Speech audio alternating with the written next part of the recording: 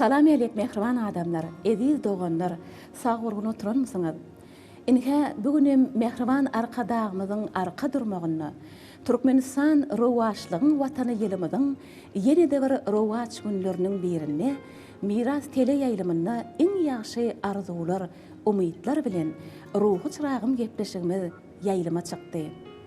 Adamzadın ruhu dünyasının goşa qanatı bolan, söz sungatını ayratyn qadyr goýup sarpalayan, mehriban arkadağımyza dördüjülük toparmyzyň adyndan soňsuz alkyşlar aýdýas.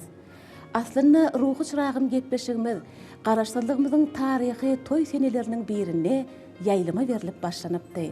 Inhä bugünimiz mehriban arkadağımyzyň başda durmagyny, parahat ýurdumuzy, mukaddes garaşdyrlygymyzyň şanly toýlarynyň ýene-de bir ýylyny garşy alýas. Biz mehriban arkadağımyzy, bütün türkmen halkymyzy garaşdyrlygymyzyň bu toýu bilen tüýs ýürekden gutlaýar goý şu watanyny, ediz arkadağımyzyň başda durmagyny mydama toýlara ulaşdyn. Yaşayan mekanım Balkan dağını, joşup desan düzýän garran çağımda diýip, özüniň bütün ömrüni şygyryetiň hyzmatyna geçiren türkmen edebiýatynyň görnükli wekili, Ussat Ýomokçy, halk şahyrymyz Bayram Mehmet ogly hakyna ruhy çyragymyň bu gedekki sanyny diň söhbet ederiz. Gepleşigimiziň bütün dowamyny çykyş etjek halypalarymyz barada gysgaça maglumat. Miras radio ýaýlymynyň Balkan welaýaty boýunça habarçysy Toy Mehmet Anna Mehmedow. Türkmenistanyň hormatly il ýaşulysy, Türkmeniň altyn asr beýatlyşygynyň ýeňijisi, halypa jurnalistimiz Derya Aşyrow. Lewap welaýat Kerke etrawynyň 31-nji orta mektebiniň türkmen dili we edebiýaty mugallimi Ahmet Abdullayev. Türkmenistanyň Ilymlar Akademiýasynyň Magtymuladyna Dil Edebiýat we Milli Golýazmalar Institutynyň bölüm müdiri, filologiýa ilmläriniň kandidaty Rahim Mehmet Kurenov. Şeýle-de ýene-de halypa şahyrlarymyzyň biri Balkan welaýatynyň Türkmeniň altyn asr beýatlyşygynyň ýeňijisi Hojaberdi Bayramow daglar bugün gepleşigimizde gatnaşýarlar. Gepleşigimiziň ýaşy däpleriniň birini öwrünli, akbalyny, döredijligini ýüzlenýän şahsiýetimiziň nesillerinden agdybirlik bilen gepleşigimizde gatnaşýarlar. Bayram şahyryň maşgalada 8 sany perzenni bolupdyr. 5 sany gyzy, 3 hem ogul perzenni bolupdyr. Körpe gyýdy Güljan Ejeň ogly Bayram şahyryň agtygy Teke Mehmedow. Oň aňyrýanyny şahyryň körpe ogly Hoja Mehmet Bayramowyň ogly Gurban Mehmet Bayramow. Gurban Mehmet agada Bayram şahyryň agtygy. Şahyrymyzyň aýtdaklany, agtyklarynyň ýene-de biri Bayram Mehmet Bayramow gatnaşýar.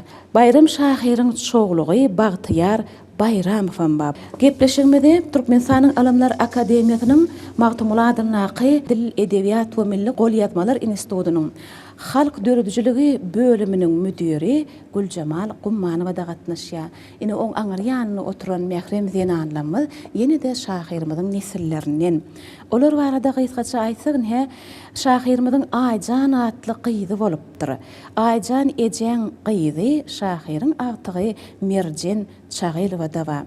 Bu ýerde oturan Zenanlamyz bolsa, Bayram şahyryň körpe ogly Hoja Mehmet agaň gyzlary, şahyrymyzyň agtyklary Gazalgül Anna Durduýewa, Täjegül Taňrygulywa, şeýle-de Bagtygül Weliwa daglar gatnaşýarlar.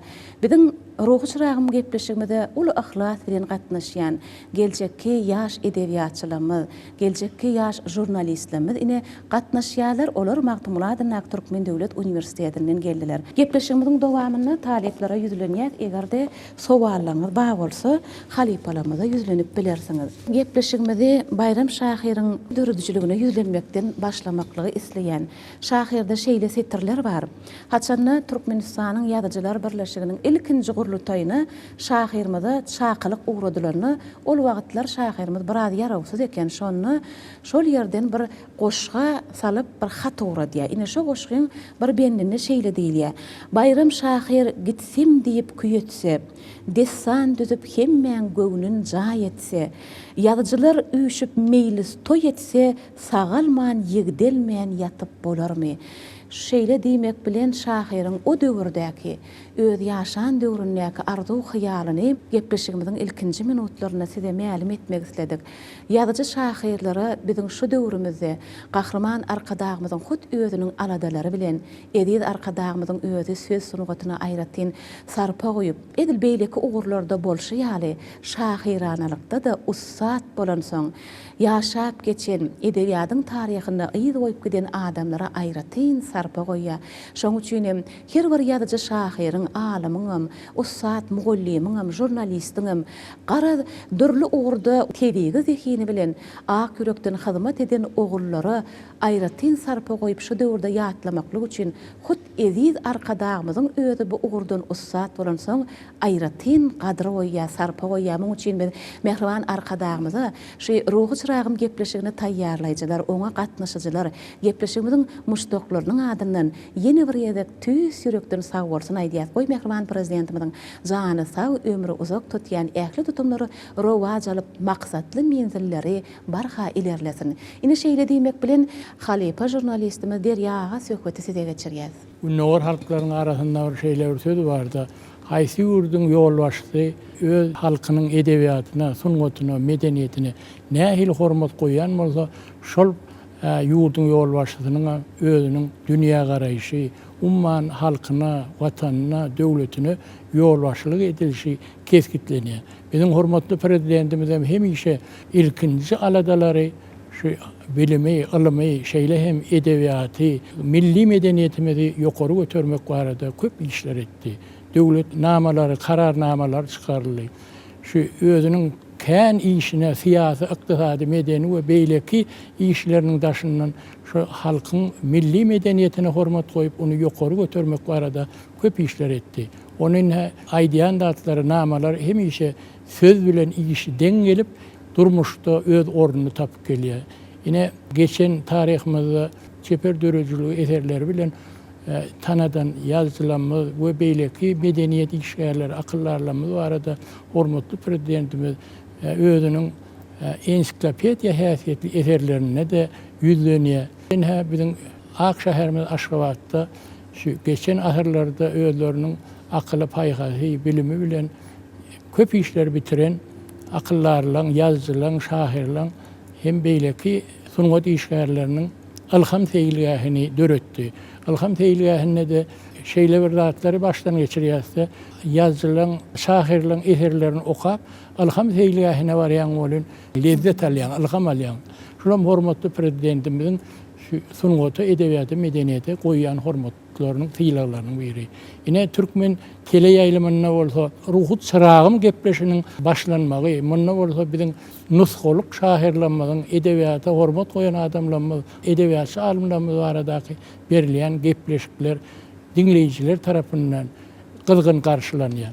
Umman mirasynda köp goşan adamlar barada biziň hormatly prezidentimiz hemişe alaýdyp ber şu tagallalary üçin biz hemişe hormatly prezidentimize köp sag bolsunlar aýdýar. Ine bugunky günem bolsa 20-nji asyrda köp işler bitiren Esahanan Balkan vilayatyna özüniň danalygy bilen, akyllarlygy bilen, goşgular bilen çağırış eden Bayram Şahyr barada gepleşik gidýär. Şu gepleşigiň şugunky gün geçirilmegi biz üçin hem şatlykly. Çünki garaşly Türkmenistanyň garaşlylygynyň 28 ýyllyk bayramçylygyny taýýarlanyp ýör. Hormatly prezidentimizin şatlykly günlerimiziň üstüne ýene de bir şatlyk goşdy. Özüniň jewher paýgasy, çuňur zehini bilen dören Türkmen alawaý kitaby okuyjylara gowuşdy. Bu bolsa biz üçin goşa bayramçylyk bolup begenlerdi. Sag bolun, eden arzularyňyz hasyl bolsun. Indi bolsa biz öz işimizi Türkmenistanyň Döwlet Medeniýet Merkeziniň Döwlet Kitaphanasyndan dowam edýär. Çünki ömür döredijligine ýüzlenýän akbalymyzyň maglumat baýlygyna hasy düýpli öwrenip çoňgur giň işleýän halka ýetirmekde kitaphanamyzyň orny juda uludyr. Ine şu ýerde Atawşud Funhut öz eli bilen ýazyp galdyran jümlelerinden size okap beresim gelýär. Bayram Şahyr zehinli, ýatkeş we duýgur adamdy. Özüm Şahyr 16 ýaşlaryna şahyrçylyga başlapdyr diýip belliye. Ine biziň gepleşigimiziň dowamyny şu sowala kän ýüzlenilýär. Şahyryň haýsy ýaşda şahyrçylyga başlanlygy hakynda dürlüçe maglumatlar aýdylýar. Ine Atagowşut bolýan 16 ýaşynda şahyrana ýola düşenligi hakynda aýdýar. Ýöne Bayram Şahyr ilki goşgy düzüp başlanyny hut öz garyndaşlarynyň oňa sen bu işiňi goýun. Töwerek daşdanam ýetýän eken bolan şeýle gurrunlar ýöne öz howsarlarynyň oňa şeýle aýdyrypdyr. Şonu Şahyr göwnüm hemde nä bilsin diýilýän goşgularyny ýazypdyr. Bayram Şahyryň döredijligini öwrenijileriň biri edebiýatymyzyň görnükli wekili Atagowşutow. Ine Bayram Şahyryň döredijiligi hem ömrü bilen baglanşykly durmuş hakykatlarynyň käbirlerini ine şu makalatynda bize mälim edip galdyrypdyr. Ine siz belli geçtiňiz mukaddes garaşdyrlygymyzyň öň ýanyna gününe hut edip arkadagymyzyň özüniň ýeti galamyndan halkymyza ýene-de bir kitap peşkeş berildi. Bizem edip arkadagymyzyň galamynyň mundan beýlek alhamynyň hem ýeti bolmagyny arzu edýär. Hem edip arkadagymyz edil beýleki ugurlarda ussat bolşýaly şahyr galamly, şahyr sözli, şahyr yürekli alhamy bilen ýene-de edil türkmen alabaýyna bagyşlap goşgynym halkymyza ýetirende biziň bu ýsonjymyz has belende göterildi. Çünki şahyr insan, şahyr bolan adam ol dünýäni başgaça görýär. Adamlaryň yüreklerine de, özlerine de, umum adamzada da, tebiğada da ussat bolup göz ýetirýär. Edip arkadagymyzyň şahyr bolanlygy üçin biz şu gepleşigi taýýarlap halka berýänligimizde biz ýene bir gezek has bu ýsonýas, begenýas. Çünki edip arkadagymyz şahyr hakynda söhbeti, ýa-da şahyrlar baradaky ýazylanlary, şu ugurda ýyz galyranlary has şoňur düşünýär, öňden düşünýär. Muň üçin edip arkadagymyza biziň alkyşymyzyň hiç çägi ýokdur. Şol adamlara baha bermeklik üçin hem orta çykarmaklyk üçin, olaň dörejilik dowamatyny dowam etmeklik üçin, ebedileşdirmeklik üçin hem döwür gerek. Ine şo döwürde de biz edip arkadagymyzyň hut özü esaslandyryp watan ogullaryna aýratyn sarpa goýýar. Ine şeýle diýmek bilen Rahim Mehmet siz edebiýatçy alim hökmünde şahyryň döwri barada türkmen edebiýatyny orta çykyşy, galyryn, ýyzy, oň öwrenilşi, belkin golýazmalar institutynyň hazinasyna maglumatlary salgylanyp halkymyza görüň berýärsiňiz. Bugün gününe Kahraman arkadagymyzyň saýasynda ýurdumyz gününden beri wagt bilen öňe barýar. Bugün gününe Kahraman arkadagymyz alim prezidentimiziň döretip berýän giň günçilikleri esasynda şahsiýetlerimizi tertegine aldyrmak, olaryň edebi mirasyny öwrenmek bagatda ähli mümkinçilikler döredilýär. Biz hem şu fursatdan peýdalanyp alim prezidentimiziň şeýle mümkinçilikler döretip berýärligi üçin köp sag bolsun aýdýar. Alp barýan işler elmydamy rowaç bolsun, jany sag, ömrü uzak bolsun. Halkyň geçmiş taryhy, edebi mirasyny öwrenmek, diňe mirasy öwrenjileriň paýyna düşmeýär. Sebäbi ol miras her bir birimiziň mirasymyz bolup durýar. Şol bir wagtda da miras bugün gününe adamlar bir ruhlandyrýan güýç bolup durýar. Ene şeýle ruhlandyrjy güýje eýe bolan gepleşikleriň biri hem ruh çıragy matly gepleşik bolup durýar. Bugün gününe halkymyz özüniň taryhyň durly döwürlerini halkyň arasynda diňe bir türkmen halkynyň arasynda däl dünýäde bir uly at awra eýe bolan şahsiýetleri öwrenmek, ony giňden wagt etmek babatda bugün gününe ähli mümkinçilikler bar. Şol mümkinçilikleriň esasynda da Türkmenistanyň Ilimler Akademiýasynyň magtumulatyndaky Dil, Edebiýat we Milli Golýazmalar institutyna bugün gününe ata-babalarymyzyň geçmiş mirasyny toplamak, öwrenmek we olary bir ýere jemlemek boýunça ähli işler alınıp barýar. Ne şu nokta nazardan seyredilmede şu günkü gepleşikde de Bayram Şahyryň dörejiligine, onun geçmişine bağışlanan gepleşik. Biz hem esasy şu gepleşikde Bayram Şahyryň häzirki wagtda Türkmenistanyň Ilimler Akademiýasynyň magtumulatyndaky Dil, Edebiýat we Milli Golýazmalar institutynyň hazinasyna halkymyzyň arasyndan ýazylyp alynan golýazma nusgalaryny, halkyň arasyndan ýazylan şygyrlaryny bir ýere toplanan bukçalary şu gepleşige getirdik. Bu hakykatdan hem şu ýerde bellemeli zatlaryň biri Bayram Şahyryň goşgularyny şol halkyň arasyndan ýazylyp alynanyna şol ýerde berilýän maglumatlarda 1976-njy ýylda ýazylyp alınıpdyr. Olam hut öz ogly Bayram Akyň dilinden şol maglumatlar ýazylyp alınıpdyr. İlkinji ogly birinji perdenni şol akaga. Owa. Şoň dilinden ýazylypdyr. Şoň dilinden ýazylyp alınıpdyr. Bu gol ýazmalar Magtumulada Dil Edebiyat we Milli Gol ýazmalar institutynyň 38-26 belgili bukçasyna arap harflary bilen ýazylan talipler üçin hem gepleşigi dinleyen muştoklarımız üçün hem yakılmı bolsa gerek.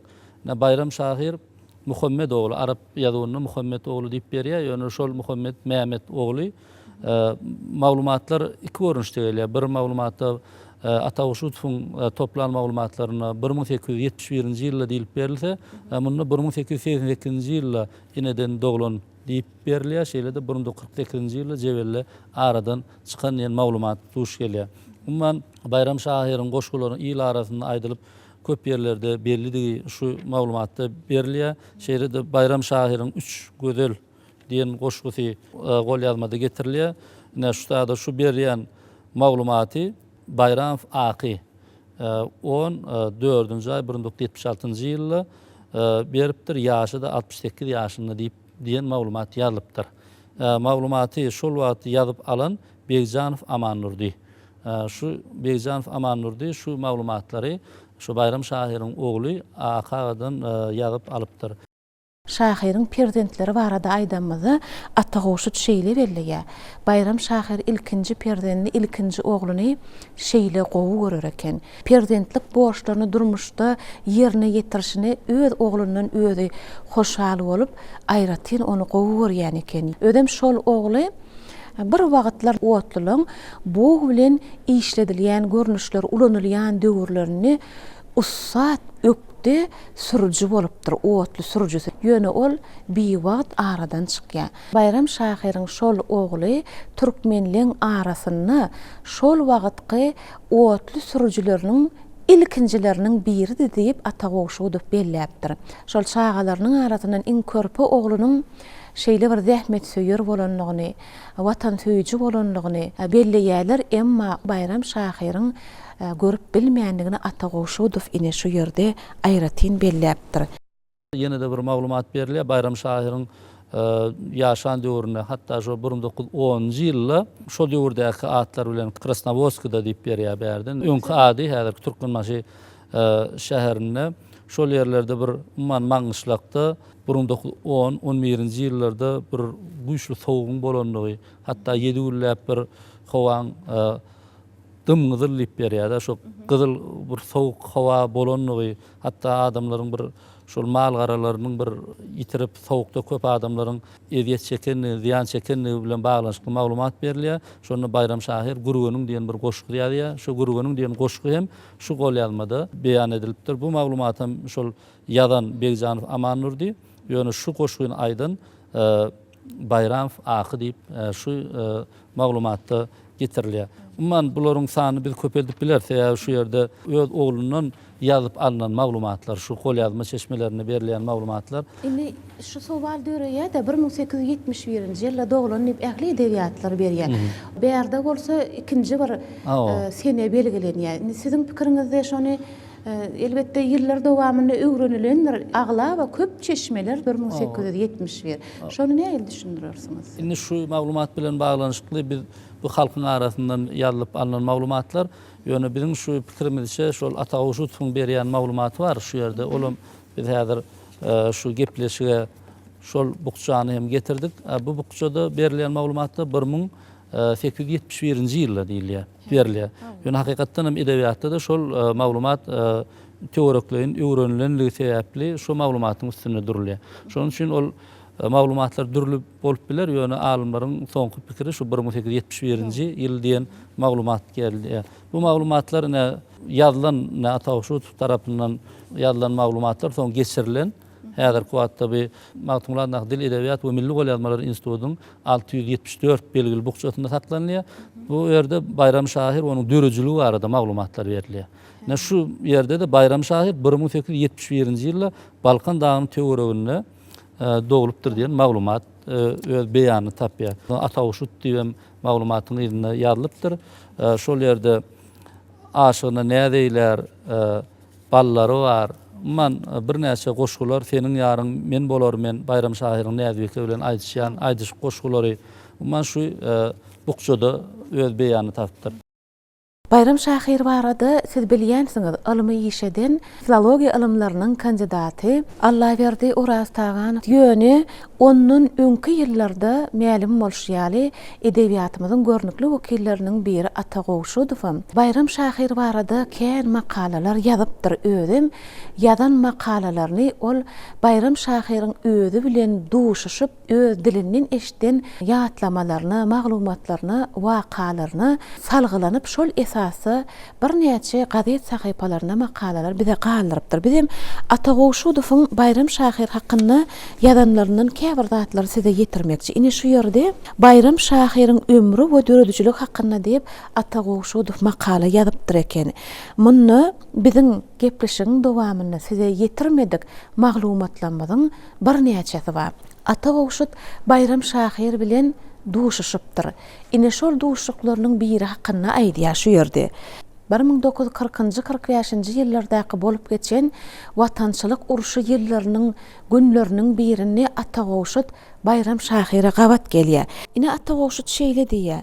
Beýik watançylyk uruşy günlerini men onuň bilen duşuşamda ol maňa şeýle diýdi. Ol ýani Bayram Şahyr. Päli adamlar biziň üstümizde çozdy. Biziň köp işlerimize päsgel berdi. İş bitirýän köp ýigitler söwüşe gitmeli boldular. Biz uruş islemeýädik. Hiç kime hem yamanlyk etmedik. Diýmedik ahir hiç kime diýip käýinni. Ol öz oglunyň we ogly ýaly müňlerçe ýigitleriň watançylyk uruşyny ýeňiş bilen dolanyp gelenlerini çennin artyk şatlandy. Uruşdan ýeňiş bilen gelen owadoş ýigitleriniň her haýsynyň ýeňiş toýuna gatnaşdy hem olary gowunç bilen gutlady. Ine Bayram Şahyr parahatçylygy söýüji halklaryň islegini, yüregini öz eserlerine, şagyrlaryna da beýan edip geçipdir. Diýmek Atagowşudyň Bayram Şahyr bilen telim gezek görüp ýüzleşip oň pikirlerini hut gönnün özünden, öz dilinden eşitip ýazyp galdyrandygyna ine suwutnamalaryň biri şu. Uruş ýerleri hakynda aýtdyk. Şahyrda oglum atly goşgusy we oň öz mehriban oglum uruşa uğradylýar, ýagşy arzu edip Türkmen goç ýigitlerine, gerçek ýigitlerine nesihatlaryny beýan edýän oglum atlyny goşgusam Mamsar üçin şeýle diýär. Ýagşy umyt ýarpy döwlet bolarmyş. Adamyň başyna köp iş gelermiş. Gaýgy aljyraňy ala salarmyş. Tyyldan arkaýyn bol mehriban oglum diýip ine şular ýaly bir näçe setirler. Şahyryň hut öz oglunam uruşa uğradyp ýygyny Şahyr kakasyndan uğradylan hatyň goşgu setirleri bilen beýan edilişini şu ýerde suwut edilýär. Bayram Şahyr barada gurrun edilenini, gol ýazma mirasy öwrenlerini, gol ýazmalarda bir näçe şahyrlaryň eserlerini özüne jemleýän ýygyndylara beýaz diýilýär. Emma bir şahyra mahsus ähli öz eserlerini jemleýän esere oldu külliyat diýip atlandyrylýar. Öz ýürüti adalgylary bar gol ýazmada öwrenlerini. Indi Bayram Şahyr babatda aýdylaryna Bayram Şahyryň goşgulary bir ýere jemlenip däl, dürli beýazlarda da duş gelýän maglumatlar bar. Indi men Bayram Şahyryň şu dörejiligi barada başga bir aýratyn tarapyna, edebiýat tarapyna ünlü çeketim gelýär. Hatta orta asyrlarda da muamma, tapmaça görnüşli ýazylan şygyrlar bar. Ol Magtumul Piragynyň dörejiligine de bize mahsus. Indi şu Bayram Şahyrda şeýle bir tetirler bar. Ol özü aýdýar.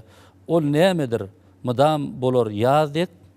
Ol nämedir? Ýortar ýuruk tazy dek. Ol nämedir? Böker körpe guzy dek. El mydamy başyna bolup durupdyr diýip belli. Indi şoňa Bayram Şahyr öz jogap berýär. Ol göwünler. Indi şol ol nämedir diýen soragyna öz jogap berýär. Ol göwünler mydam bahar ýazy dek. Ol nebisler ýortar ýuruk tazy dek.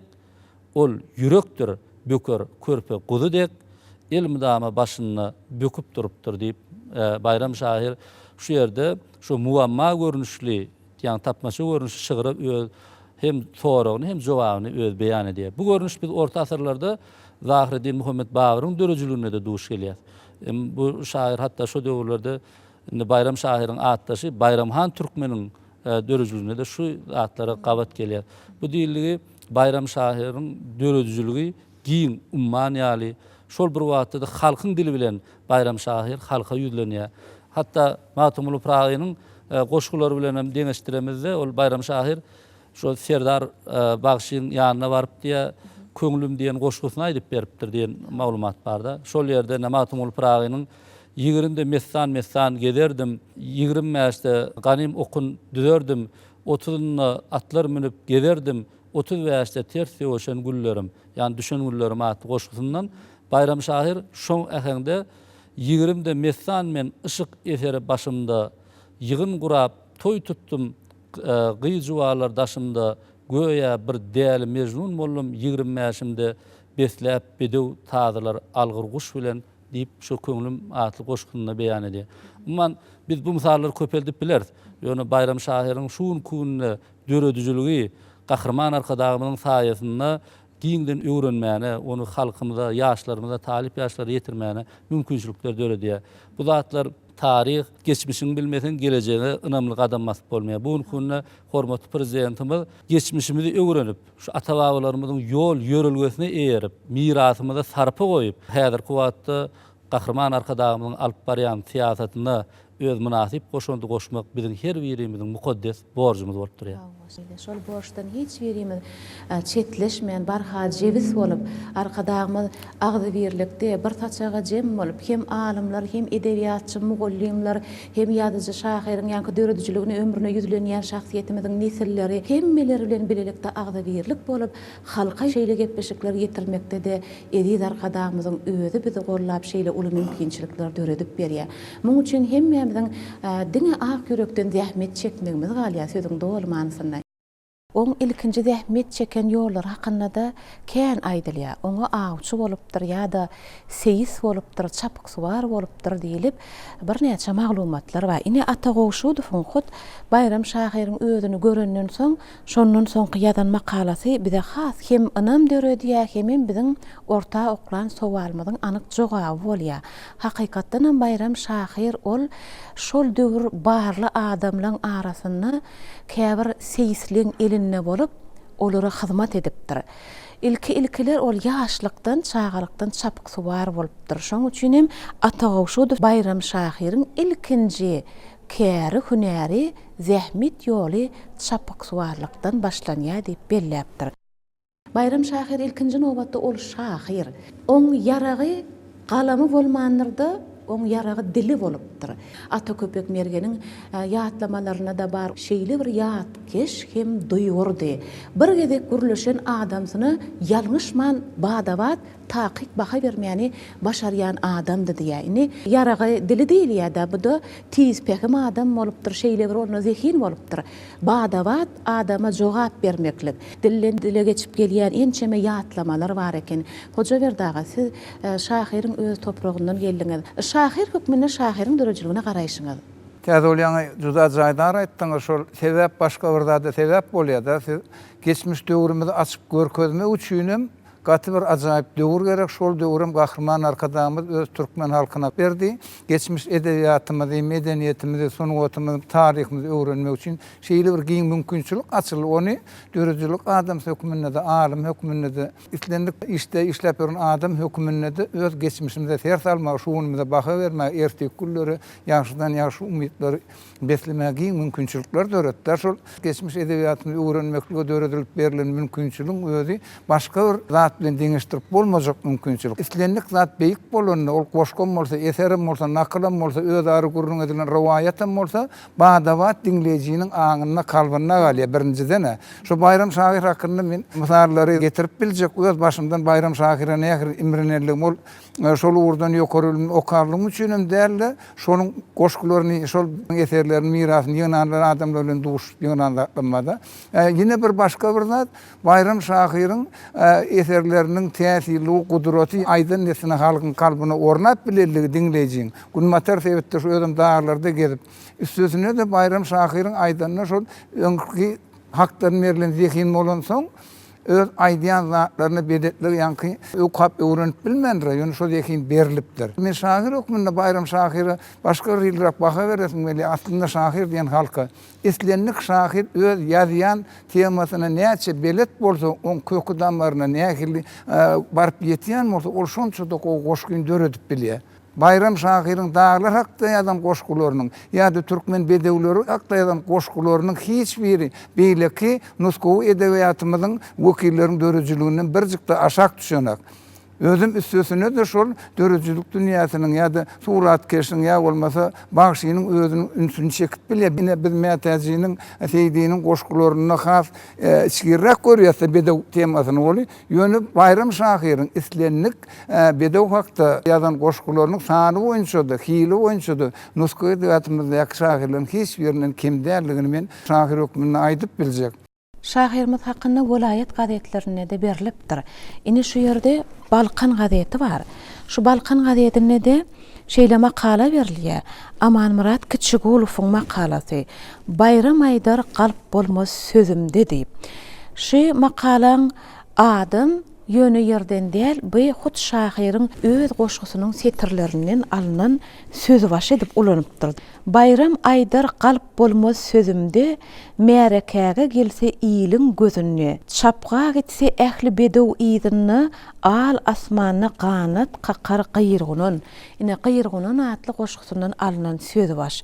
Şu makala şahyryň doglan günüň 130 ýyllygy münasibetli ýazylypdyr. At hakyndaky goşgusyndan alynan sözi başı bolanlygy üçin şu makalada da köprek türkmen bedew atlary, olaryň görnüşleri, türkmen dünýäsinde bedewliň orny hakyny şahyryň dörejiliginiň üstü bilen edilen pikir ýöretmeler bar. Sede ýene bir zat ýetirmekçi, şu makalada Kiçigulow ilki döreden eserleri bilen, goşgulary bilen soňky ýyllarda ýazan goşgularyny bir deňeşdirýär. Ilkinji külçe külsüz bolmaz diýilişi ýaly ähli edebiýatyň wekillerine de şol häsiýet mahsus. Ol ilkinji dören goşgular soňky ýazylan kämillik, ussatlyk geçilen ýyllar bular goşgulary bir-birinden parhlandyrýar, tapawutlandyrýar.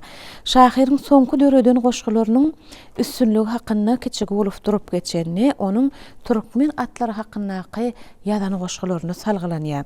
Bayram şahyr özi hem seyis bolanlygy üçin, seyisiň elinde çapyksy bar bolup işlänligi üçin türkmen atlary hakynda juda ýiti pikir ýöretýär. Hemim durmuşda kimdir biri at saýlajak bolanyny nämeleri üns bermeliligini ol goşgularyny getiripdir şony. Mysal üçin türkmen atlary hakynda gyrgunun, meläniň ýadyna gyr at kän gerek ýaly goşgulary ata bagşlanan setirler. Ine şu ýerde kän gerek goşgusy bar, şonu atyny saýlap aljak bolanda nämeleri üns bermeliligini şahyr aýdýar. At alanda sagrysyna garap al. Arap ata seyis syýyny kän gerek. Tanamasaň seyisiňden sorap al, kellesi ýylaşan yssyhan gerek. Ýa-da kelte gerek bili bilen bakyny, ýogyn bolsun söwütiniň okuny, jebir eýlese çeker iner ýüküni, gaçmagy, gowmagy gyýyň meýdan gerek. Goýruk çykan ýeri belent döwülsün, sagrysyny goş degirmen öwülsün. Garna şagy gapyrgadan ýaýylsyn, at aljagyň ata syýyny kän gerek. Şahyr atlary saýlandy, Arab atyny saýlandy nähili türkmen ahalteki bedewini ýa-da ýomud atlaryny saýlap alanda nähil saýlap almalygyny hut özi at seýitläk görensoň, aty çapyp görensoň, oglanlykdan buğurdan tejribesi kän bolansoň, goşgularyny şeýle öwüt nasihatlar galdyrypdyr. Ine Kiçigulow şu ýerde şeýle diýär. Şahyryň döredijligini bir wagtlar ýaşap geçen belli tejribeli seyisçileň adyny öz dörejiliginiň içinde ebedileşdiripdir diýip belleýär. Indi şol jümläni subut edýän setirleri men size ýetirmekçi. Bir wagtlar Baban ýaz hemde Jemer atly belli seyisler bolupdyr. Şolardan şahyr tälim alypdyr. Hem olaryň atlaryny dörejiligini ebedileşdirmesiniň subutnamasy hökmünde ine şahyryň şeýle goşgusy bar. Gyrgunun nepşoň soňky setirne siziň ünsüňizi çekmekçi. Jylawy sorunyna gamçy dessinni, çapyşyň ýaman atyň dagyn kassyny, seyisi Jemer oğlun hasır üstünne adına asmana çıkya qıyırğunun, wasp ediyen qıyırğununun seysinin cemerdigini ulanıptır. Dine bir yerde däl dörejülüğünün en çeme yerine cemer seysin adı getirilýär. Ýadyny baban ýaz seysin adyny ulanış hakynda size käbir setirleri getirsem, ine şu yerde şahyryň qıyra tatly goşgusy bar. Şunu Aydar Bayram zary naglap söz bilen talawlap gelmedim däli düz bilen eýäň aman seysin baban ýaz bilen iýler höwüsle çapşyňa qıyrat diýär. Ine şu ýerde eýäň aman seysin baban ýaz bilen şu belli seys bolupdyr baban ýaz aga diýip bir wagt ine şoňam adyny hem qıyırğununu wasp edenine, qıyır ata wasp edenine şahyr seysi bilen bilelikde wasp edýän, çapyk suwary bilen bilelikde wasp edýän eýesiniň hem adyny ulanyp şonun bilelikde ebedileşdirme häsiýeti, ýazma endigi bolupdyr şahyryň şu. Cemer Seyis diýdik, ol sözümüz gowur bolmady ýaly. Cemer Seyis atly Amanmurat Kiçigulufyň ýörüýte kitabama. Cemer Seyisiň kim bolanlygy hakynda nähili iş tejribesi bolupdyr, nähili şägirtleri bolupdyr, kimler bilen işleşipdir ine şo barada Cemer Seyis hakyndaky ýörüýte kitabam bar eken şu ýerde. Aslında Bayram şahyry bolan gyzyklanmamyň bir öz taryhy bar, geçmişi bar. Onuň şu ruh çyragymda da şeýle giň mümkinçilikler ötüp berdi Gahryman arkadar şol dinleýijileri, telegörjüleri iň köp çekip bilýän gepleşikleriň biri bolan soň 1996-njy ýylda Mollagara şifahanasyna diň salyp ýörkem medeni şäherleri gurnoýjy gelip o wagt ýaş wagtymyz o ýerden diýdi goşgulum bilen tanış ekende bir dörejlik duşuny geçirjek bolýar. Şu ýerde de diýdi bir aýdym sadyň arasynda şahyr çykyş etdi diýdi. Bu da bir gaty jogapkärli pursat. Megerem şol ilkinji gada halkyň öňünde, dinleýijiliň öňünde çykan pursatym bolmagy mümkin. Ondan sonra bir goşgy okudum men daha hakynda. Soň ýerden şo taýda edebiýatynyň taryhyny, geçmişini ýygnaýjy ajaýyp bir alymlarymyz bolup geçen şolaryň biri bilen men tanışmagyma sebäp boldy şo goşgy. Şol dörejilik duşugundan soň bir ýaşly nurany adam men ýanyma salamlaşdy. Inim diýdi daha hakda diýdi, maňa goşgy täsir etdi. Bayram şahyr diýdi, ör boýuny gözüň muny ýene bir gede galraýt diýdi. Bayram şahyryň daglary beýan edişmesini dowamat tapýanlygyny buýsanyň bir tarapdan, ikinji tarapdan diýdi. Diýdi Bayram şahyryň tanışlygyny näl dörejilik bilen şol gaýtalap täzeden bir okakor Bayram şahyr diýdi. Daglar hakynda, nähili ýazarlygyny hakynda diýdi. Şol bir ýyl täsir bolup galdy. Bayram şahyryň daglar hakynda goşgularynyň juda inçelik bilen, nepiyetlik bilen, ýürek bilen ýazlarlygynyň daşgaryny onuň halkyň aňyna, kalbyna siňmegine sebäp bolan ýa Serdar Baş nepiyet belli bagyşy bolupdyr, özüm ılımly adam. O taýdaky huzu, o taýdaky joşgun, o taýda sen şonu dinläp oturan adam eger dagdan habarly bolsa, dag gören bolsa özüm şol daglaryň goýnuny duýýar. Daglaryna diýerler balkan münkurdur oňa atdakan. Münkur diýen söz edebiýatyň şahyryň diliniki däýýarlyk bolup Bayram şahyryň diline gelene göre nähili lafızly olur. Aýan gelen ýaşly bolsa men ýanyma Allah berdi Aras Saganow bolup çykdy. Allah berdi Aras Saganow alim adam, geçmiş edebiyatımız, folklor, yığınap, onun bitiren işlerden soň içkin tanışlıktan kandidatlar çıkardı. Yani Bayram şahyry ilk dume öwrenmekde, onun halk üçin näki goşgularyny yığınlamakda, ata goşgutyň bitiren işlerime, beýleki alimlaryň bitiren işlerine, Allah berdi anyň bitiren işlerini özüm şeýle ustalyk gurrun berip bilýär. Şol gurrunyň içine girip Bayram şahyryň öz kalbyna salýan gowy bolanyň sebäp özüm şo töwerekleriň adamlarda. Allah berdi Uraz Taganowyň Bayram şahyryň dörejiligi baradaky eden synanşyklary şol löwer türkmen edebiýatyny uly bir täzelik bolup täze sahypanaçýar. Şoň üçin belli edebiýatçylar, ýazyjy şahyrlar şol wagtyň ýaş edebiýatçysy Uraz Taganowyň eden işine yerli ýerden seslenýärler. Neşirleriň biri biziň elimizde bu da 1961-nji ýyla degişli. Näme üçin 1961-nji ýylda Uraz Taganowyň Bayram şahyry hakyndaky eden işine syynlar, makalalar köp berilipdir. Şo mektubatda sebäbi Uraz Taganowyň Bayram şahyry hakyndaky şol işi hut 1961-nji ýylda kitap edilip halka berilýär ine Bayram şahyr ady bilen ine. Şoň üçin hem şol ýylda şeýle syynlar sahypalarda, gazet, jurnal sahypalaryna köp berilipdir.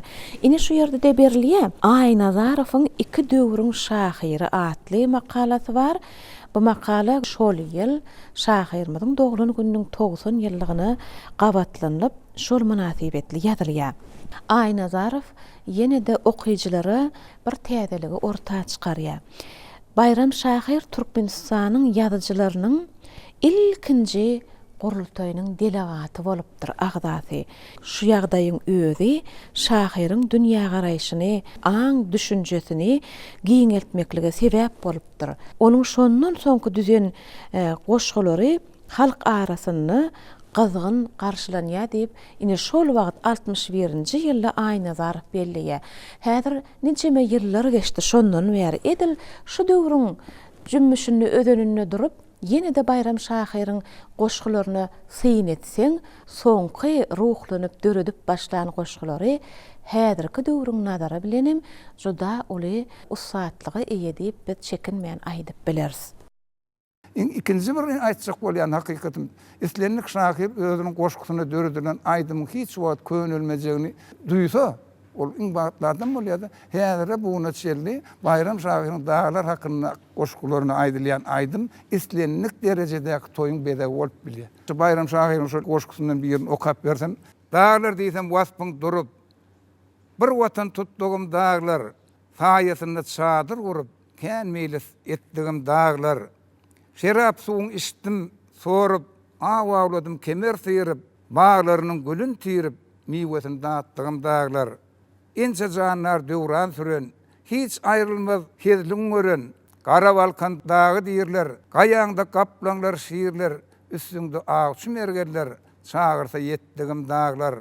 Çakmak çakyp, otlar yakyp, kebap etdim şary çekip, çaldamak goşlaryň ýykyp, ağlaryň attygym dağlar. Solarypdyr degradaşym, tillek akdy gözde ýaşym, garrylyga yetdi başym, ağlaýyp ötdigim dağlar.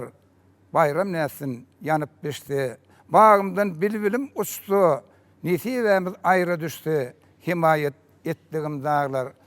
Ruhy çyragymy taýýarlamyzda inni biz gahrman arkadagymyzyň öz mehriban türkmen halkyna sowga deden, geljekki nesillere miras galjak ine şu alham seýirgähine gelip türkmen edebiýatynyň ägirtleriniň heýkelläki görnüşlerini taqdim edip, olar barada täzeden pikir urup, şu ýere gelip sarpa goýmaklygy özümize bir asylly däp hökmüne kabul edip aldyk. Biz bugün Bayram Şahyra bagyşlanan sanymyzda da Şahyrlyň heýkellerine syň edip, Şahyr bilen söhbetdeş bolmaklygy özümize müwessa bildik. Ine biziň söhbetdeşlerimiziň biri Şahyra denan ogul Täç Oraz Taganyba. Şu Bayram Şahyryň dörejligini ilik dugmy öwrenip, ýürüte buğurdan alymy çemeleşmeleri amala aşyranynsan, şol wagtlar ýaş edebiýatçy bolup tanalan Kutsiziň öz agaňy, filologiýa ilmläriniň kandidaty Allaberdi Oraz Taganyp.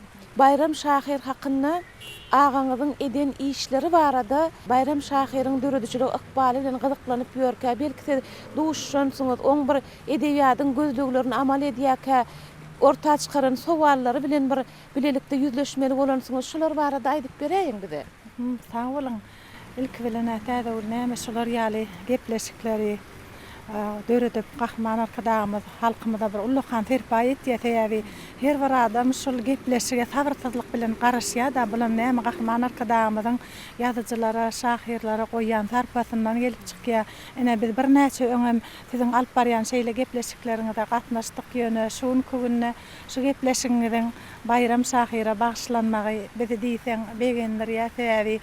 Bizim bir näçe galamdaşlamyzam ýazýa edil özümizem şular ýaly duýgular başdan geçirýär. Näme üçin şol gadymy balkana bir ýola düşüp golaýla ýazgolyn balkanna görnýär. Ilk bilen biziň ýadymyza Bayram Şahyryň özü şoň dörejiligi biziň ýadymyza düşýär. Dağlara ýüzlenmek, dağlan keşfini beýan etmek Bayram Şahyryň dörejiligine aýra tynmar orun tutýar. Indi ýaňy täze bilmeň agam hakynda aýtdyňyz, entek biz dünýä inmänkek Bayram Şahyryň dörejiligini öwrenip başlap dursaň, biz çağa döwrümizde de biziň owamyza gelip başga ýerler aýlanyp umman Allaberdi Oraz Taganypyň şol deňe bir Bayram Şahyryň däl eýsem bütün şol nushawy edebiýatymyzda şahyrlaryň dörejiligini gözläp şol aýagynyň basmadyk yeri yok deyip bile işlesen yoldaşlar gurrun berýärler. Şol o adamlarından tez bayram şahyryň haýsy goşgusyny bilýäňiz, haýsy gadalyny bilýäňiz diýip şonu ýekeje bir bentin aýdyp berselerem şol gadyl tapan ýaly derrew galam kagazyny çykaryp şonu belläp alýardyk. Ejemede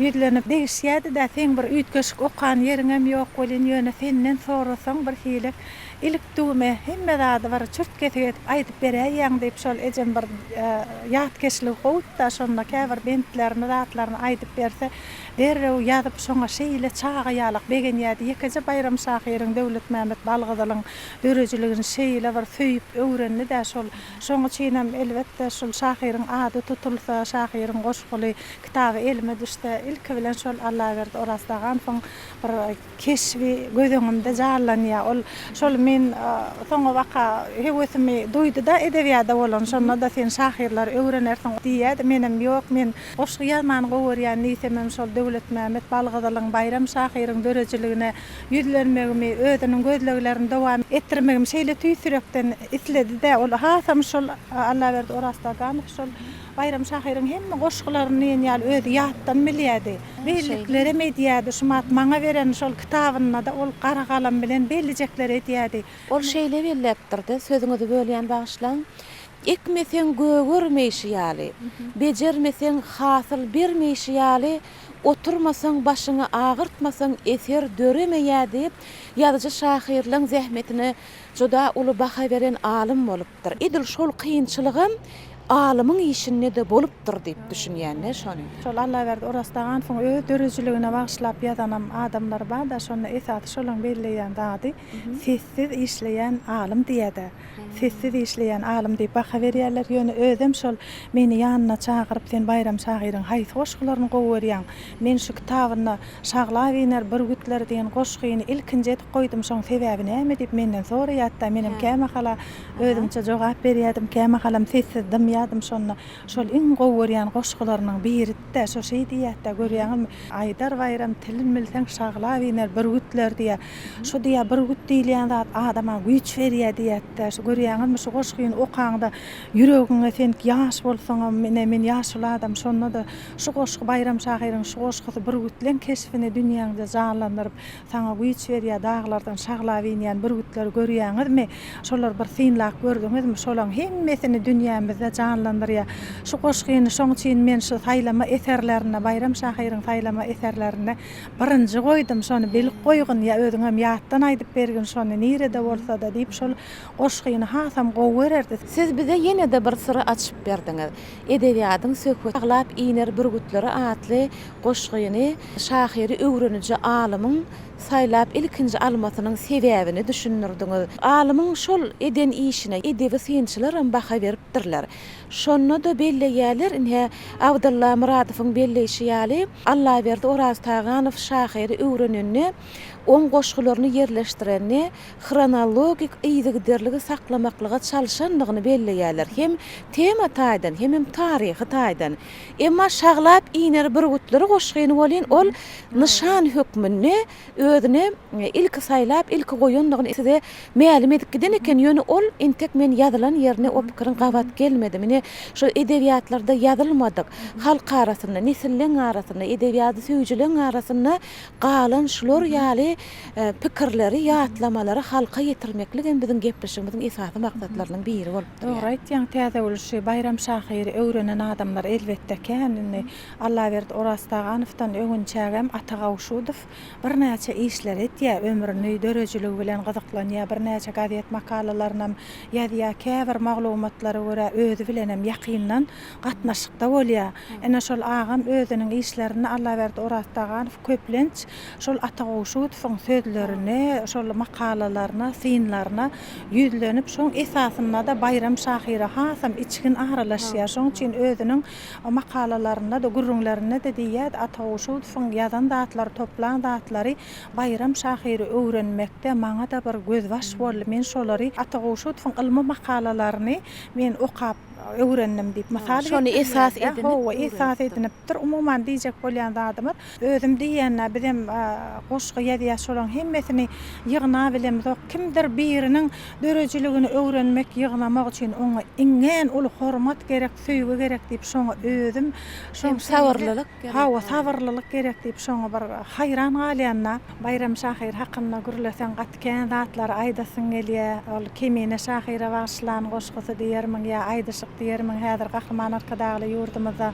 edip arkadaşymyz şu aýdyşyklara bir şygyryýetin täze görnüşlerine hasam üns beriň diýip bir derejelik işgärlerine sargaýar. Atagowşuwdyfyňam Türkmenistanyň ähli ýerlerini mirasymyz toplajak diýip ähli ýerlerini ilikdüme bilip ýeke-ýekeden aýlanan alim Allah berdi orastagan soň Bayram Şahyryň adyny tutmak bilen siz hem şonu biziň hemmämiz hem Gahryman arkadaşymyzyň şeýle bir ýol açmagyna tirsegine galdyrdyk diýip biz çyn ýürekden onan ýaty şeýle hem edip arkadaşymyz şolan hemmesini ullukan sarpa goýýar şeýle bir nusgaw şahyrlarynyň dörejiligini inçeden öwrenin diýä ene beýleki alimlaram onu öwrenipdir ýöne intäk halkyň içinde bolan ýagdaýynda şol şahyryňam beýlek şahyrlaryňam başga da bir goşgularynyň üstünden baranyň özüňem duýman galýan ýa bir ýaşularak owada adamlar dinleseň Bayram Şahyr şular ýalyk diýip gazalaýdyrdy şoň goşgusyna diýip gazal çekerdiler diýip käbir intäk kitaba girilmedi goşgulan üstünden hem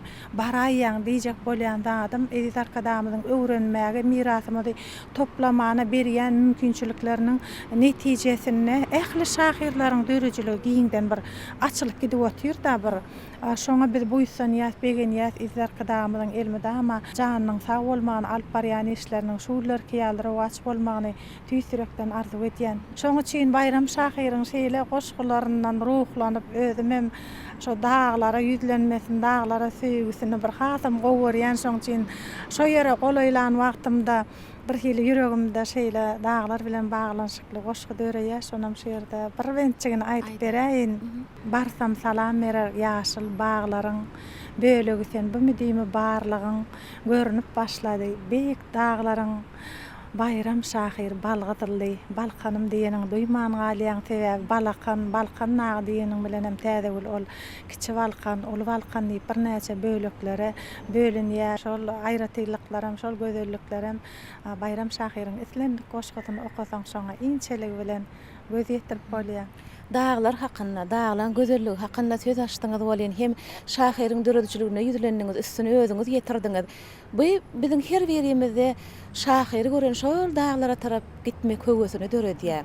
Aslynda şahyryň dağlar atly goşgusy ol hoşlaşyk goşgusy diýip hem atlandyrypdyrlar.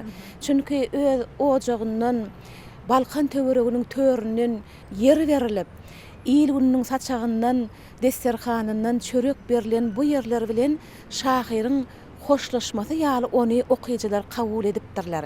Eger siziň şu gurrunlaryňyzdan soň şahyryň şol söýen dağlaryna tarap gidip eden ýazgylamazy halkymyza ýetirmek isleýäs. Ine şu dağlar Balkan dağları, bu dağlar şahyrymyzyň wasp eden dağları, Balkan dağları şahyrymyz bilen yüzleşen dağlar.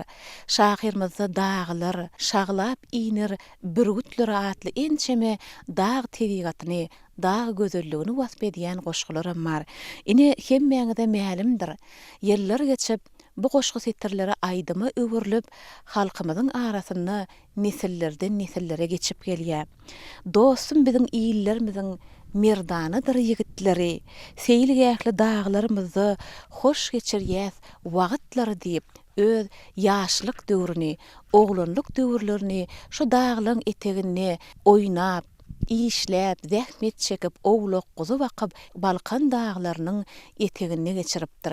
Diýmek bu dağlar şahyryň wasp eden dağlary. Garçyga laçyn guşun alsaň, iteligini awa salsaň, aýdyr bayram tilin bilseň, şaglap iner bürgütler diýip ine wasp eden dağlarynyň golaýyna geldik biz. Dağlaryň beýikligini, dağlaryň gözelligini hassyňa synlamak üçin, beýiklere baha bermeklik üçin uzaklardan synlasaň, ol hasam ýeti görnýär. Hemme ýerde öte oragyn näkşo gün Matar Türkmenistanyň Ulu Balkan sebeplerine şoň deňiziň garalary bilen alaňda şol owalarda gatymlar ýaşalýak. Türkmenliň içinde de gadaklaryň arasynda da milletleriniň arasynda awry juda ýokary bolupdyr.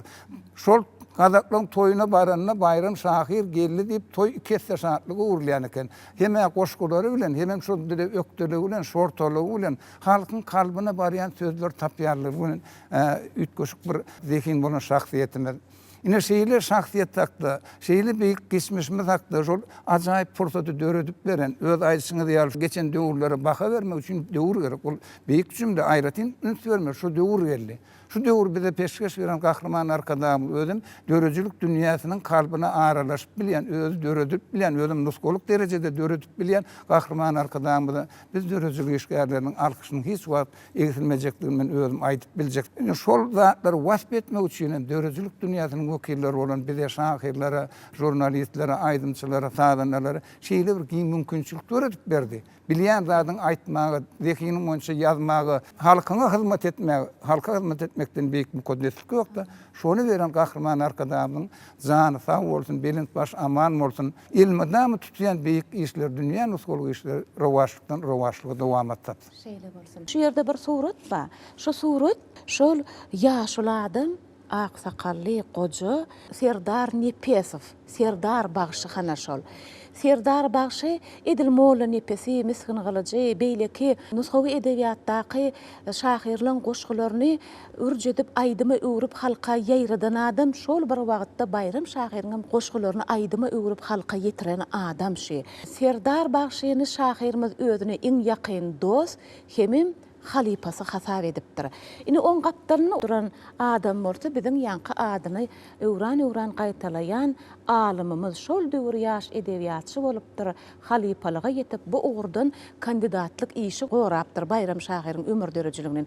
Ini 2 sany taryhda ýyz goýup giden adamlar bilelikde bayram şahiriň dörejligini ebedileşdirmekde ol iş eden adamlar. Şahir döredeni ol tarperden döretmeýändir. Ýazyjy şahirlaryň hemmesine de ol mahsus şu häsiýet.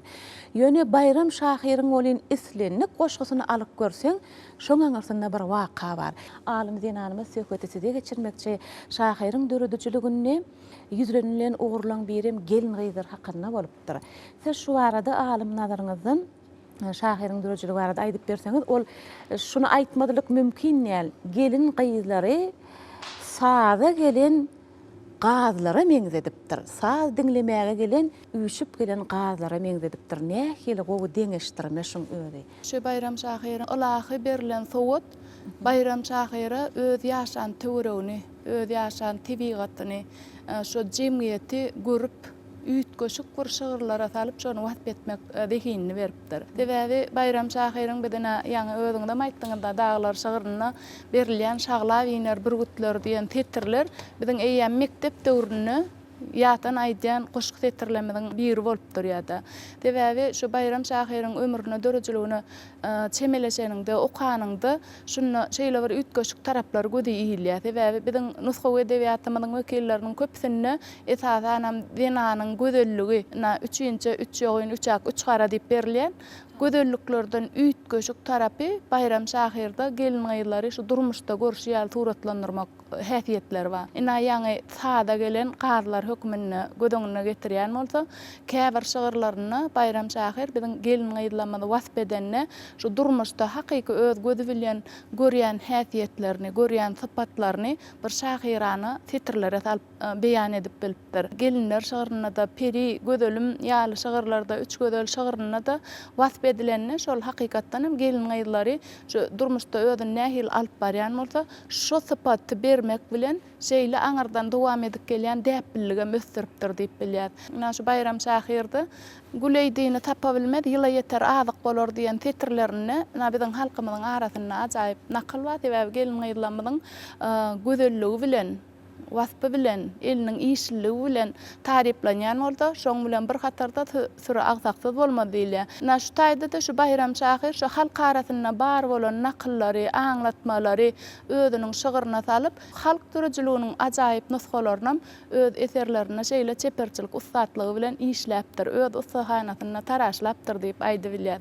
Sebäbi ina şu biziň bayram şahir hakynda elimide gelip beten ýygynlarda Allah berdi Oraz Taganowyň ýygyna halk köpçüligine ýetiren taýlanan eserlerine de şu bayram şahyryň Türkmen halk dörejiligi bilen gyzyklananyny, şeýle de diňe bir Türkmen halk dörejiliginde Kazak halkynyň halk dörejilik eserleri bilen gyzyklanyp, şolary bir özüniň oturan turan ýerlerine, şolar baradakyny ýa özüňde mellekeşdiňde ýomokçy şahyr diýip. Şu Bayram Şahyryň diňe bir taraplaýan şahyr dällänim, eýsem şu halkyň arasyna gedip hem şahyrçylyk edenligini, hem halk dörejilik eserlerini ýaýradanlygyny, hem özüniň döredänligini suratlanýan ýagdaýlar bolup durýar. Şu taýda Bayram Şahyryň ýene bir aýratyllygyny mellep bilýär. Beýleki şahyrlarda köplenç iki şahyryň öz arasyndaky aýdyşyk bolsa ýa-da tapmaça häsiýetindäki eserler aýdylyp jogaby okuyjyň özüne galdyrylýan bolsa, Bayram Şahyryň şu şygyrlarynyň içinde hem tapmaçany özü berýär, hem oň jogabyny şu taýda özü ýene-de özü gaýtalap berip gidýär. Bu nämäni aňladýar? Bu hakykatdan Bayram Şahyryň bir taraplaýan nälenim öz dörejiligine de şu halkyň arasynda eşden zatlarynyň her birini bir töwerekleýin çemeleşip şo zatlara aňyrýan bilen bir düşünüp şol öz berýän tapmaçalarynyň jogabynyň bir nagt berip gidýän pursatlaryny görkezýär. Şeýle de şu halk dörejilik eserleriniň dürli nusgalary şu Bayram Şahyryň şygyrlarynyň içinden erşargat bolup geçipdir. Sebäbi hatarda ner bolsa ýük ýerde galmaz diýen nakylmaz bar da, şondan biz Bayram Şahyryň öz şygyrlaryna bir üýtgeşik çeper usul bilen ulananyny görüp bilýär. Gerekdir diýen şygyryna ýerde galan ýükü barıp almaga hataryna esirek neri gerekdir diýen setirlerini biz halk dörejiligine bir ajaýyp ulanýan, hatarda ner bolsa ýük ýerde galmaz diýen nakylyň manysyny tirýär. Edil beýleki nusga şahyrlamada seredenne şo nakyl dollugyna alınıp ýydynden aýdyljak bolýan mazmun berilýän bolsa, bu taýda Bayram Şahyr özüniň bir ustatlygy bilen şonu çeper taraşlap, çeper işläp, ýankyýalyk jümleler döredipdir. Ýazyjylar, şahyrlar, alymlar, belli edebiýatçylar biziň şahyrymyzy soň-soňlaram ýatlap, metbuatda kän çykyş edipdirler. Ine şu adetde Edebiýat we Sungat gazetiniň 1968-nji ýyllaky sanlarynyň birinde Zor oglanlyň mekanyny diýip atlandyrylan poema berilýär. Bu poemaň awtory Anna Gurtkelli.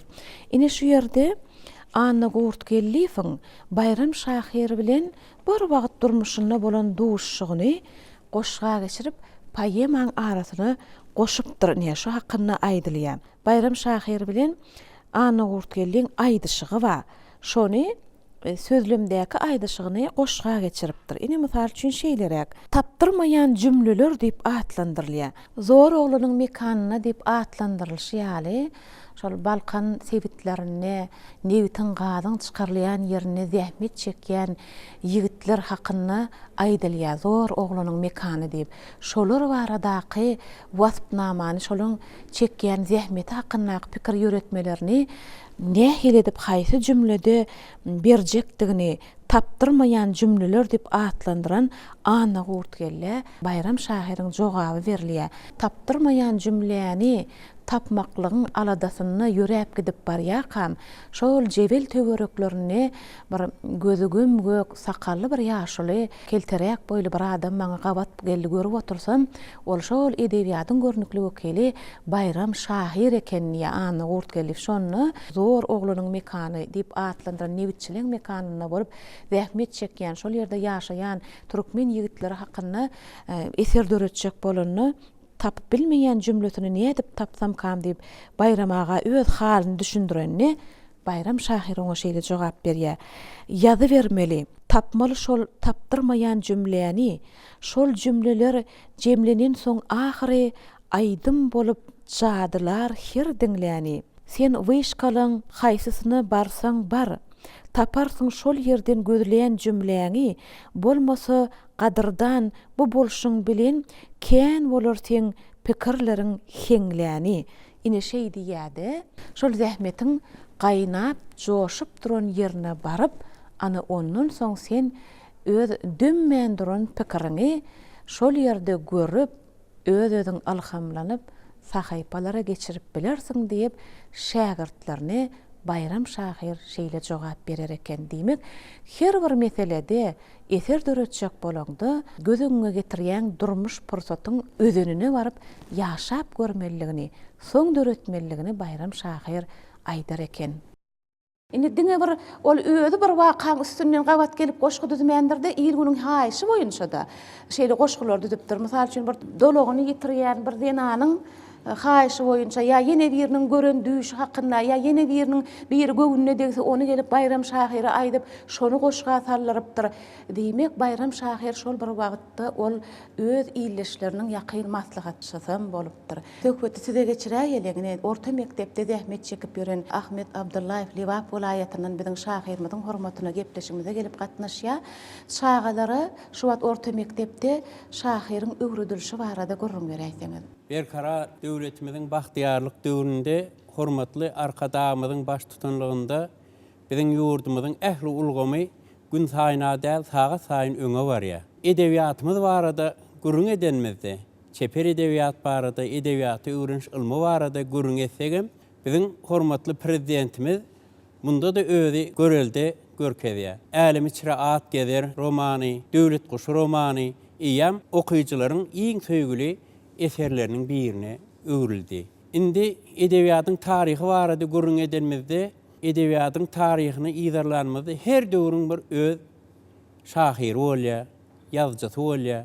Iki asyryň sepkidinde ýaşap geçen halk şahyrlaryň ady tutulanda Bayram Şahyryň ady ilkinji bolup tutulýar. Bayram Şahyr barada görüň edilende ýaşul nesil bolsun, ýa-da ýaş kiçi nesliniň wekili bolsun tapawut ýok. Onun şagla winer bürgütleri atly goşgysyny ýatlaýarlar. Sebäbi orta mektebiň 7-nji sınıfında edebiýat dersinde şol goşgy okuwçylara öwredilýär.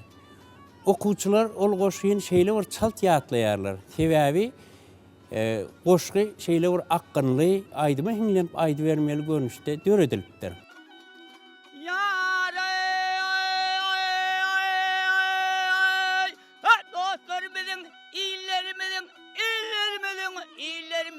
Berdanadır yiğitleri, berdanadır yiğitleri. Ay seyilgâhi dağlarınla hoş geçirýär wagtları, hoş geçirýär wagtları. Indi okuwçylara bul goşgyny diňe ýat tutdurup goýmak bilen çäklenmeýär.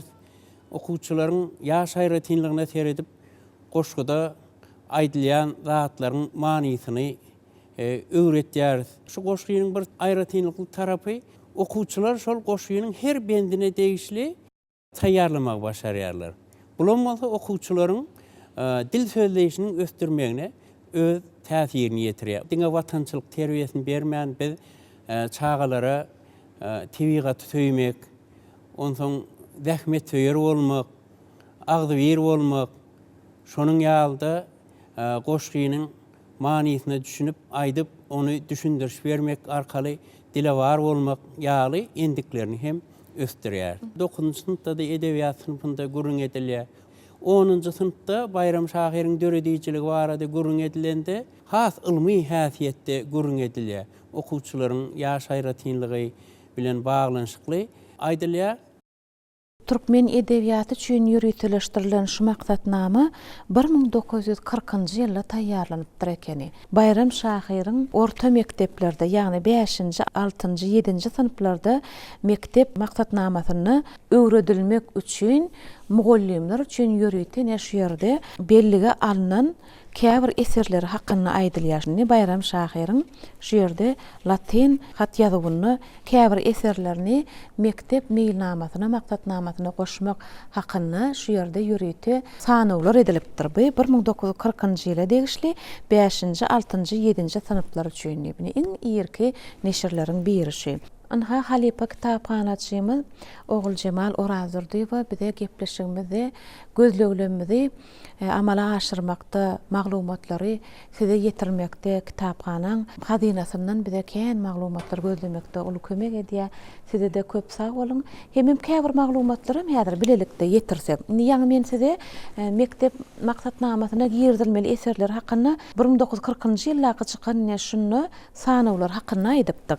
Indi şondan soň soň ine biziň elimizde edebiýat kitaplary bar. Latin hatyna ýazylypdyr. Oku kitaplarının ilkinjisi 1939-njy ýylda edebiýat kitabyny şahyrymyzyň ömür dörejiligi hemem käbir goşgularyny öwrenmek üçin giyirdilen sahypalar bar. Bu aýdyşymyz ýaly 1939-njy ýyla degişli edebiýat kitaby özüm doly däl orta we orta mektepleriň 7-nji synyplary üçin okuw kitaby eken. Şondan soň 1940-njy ýylda ýene-de şol 7-nji synyplar üçin okuw kitaby edebiýat latin ýazygyna berilipdir. Şahyryň Bayram Şahyr diýilip heme dörejiliginden käbir goşgulardan berilýär. Garybyň goşgusy berilipdir. Heme moň dörejiligi hakynda setirlerini aýlansam goşgusam berilipdir. 7-nji synpda şol wagtlar 40-njy ýyllarda öwredilýän eken. Ýene-de biri bu da dogry däl.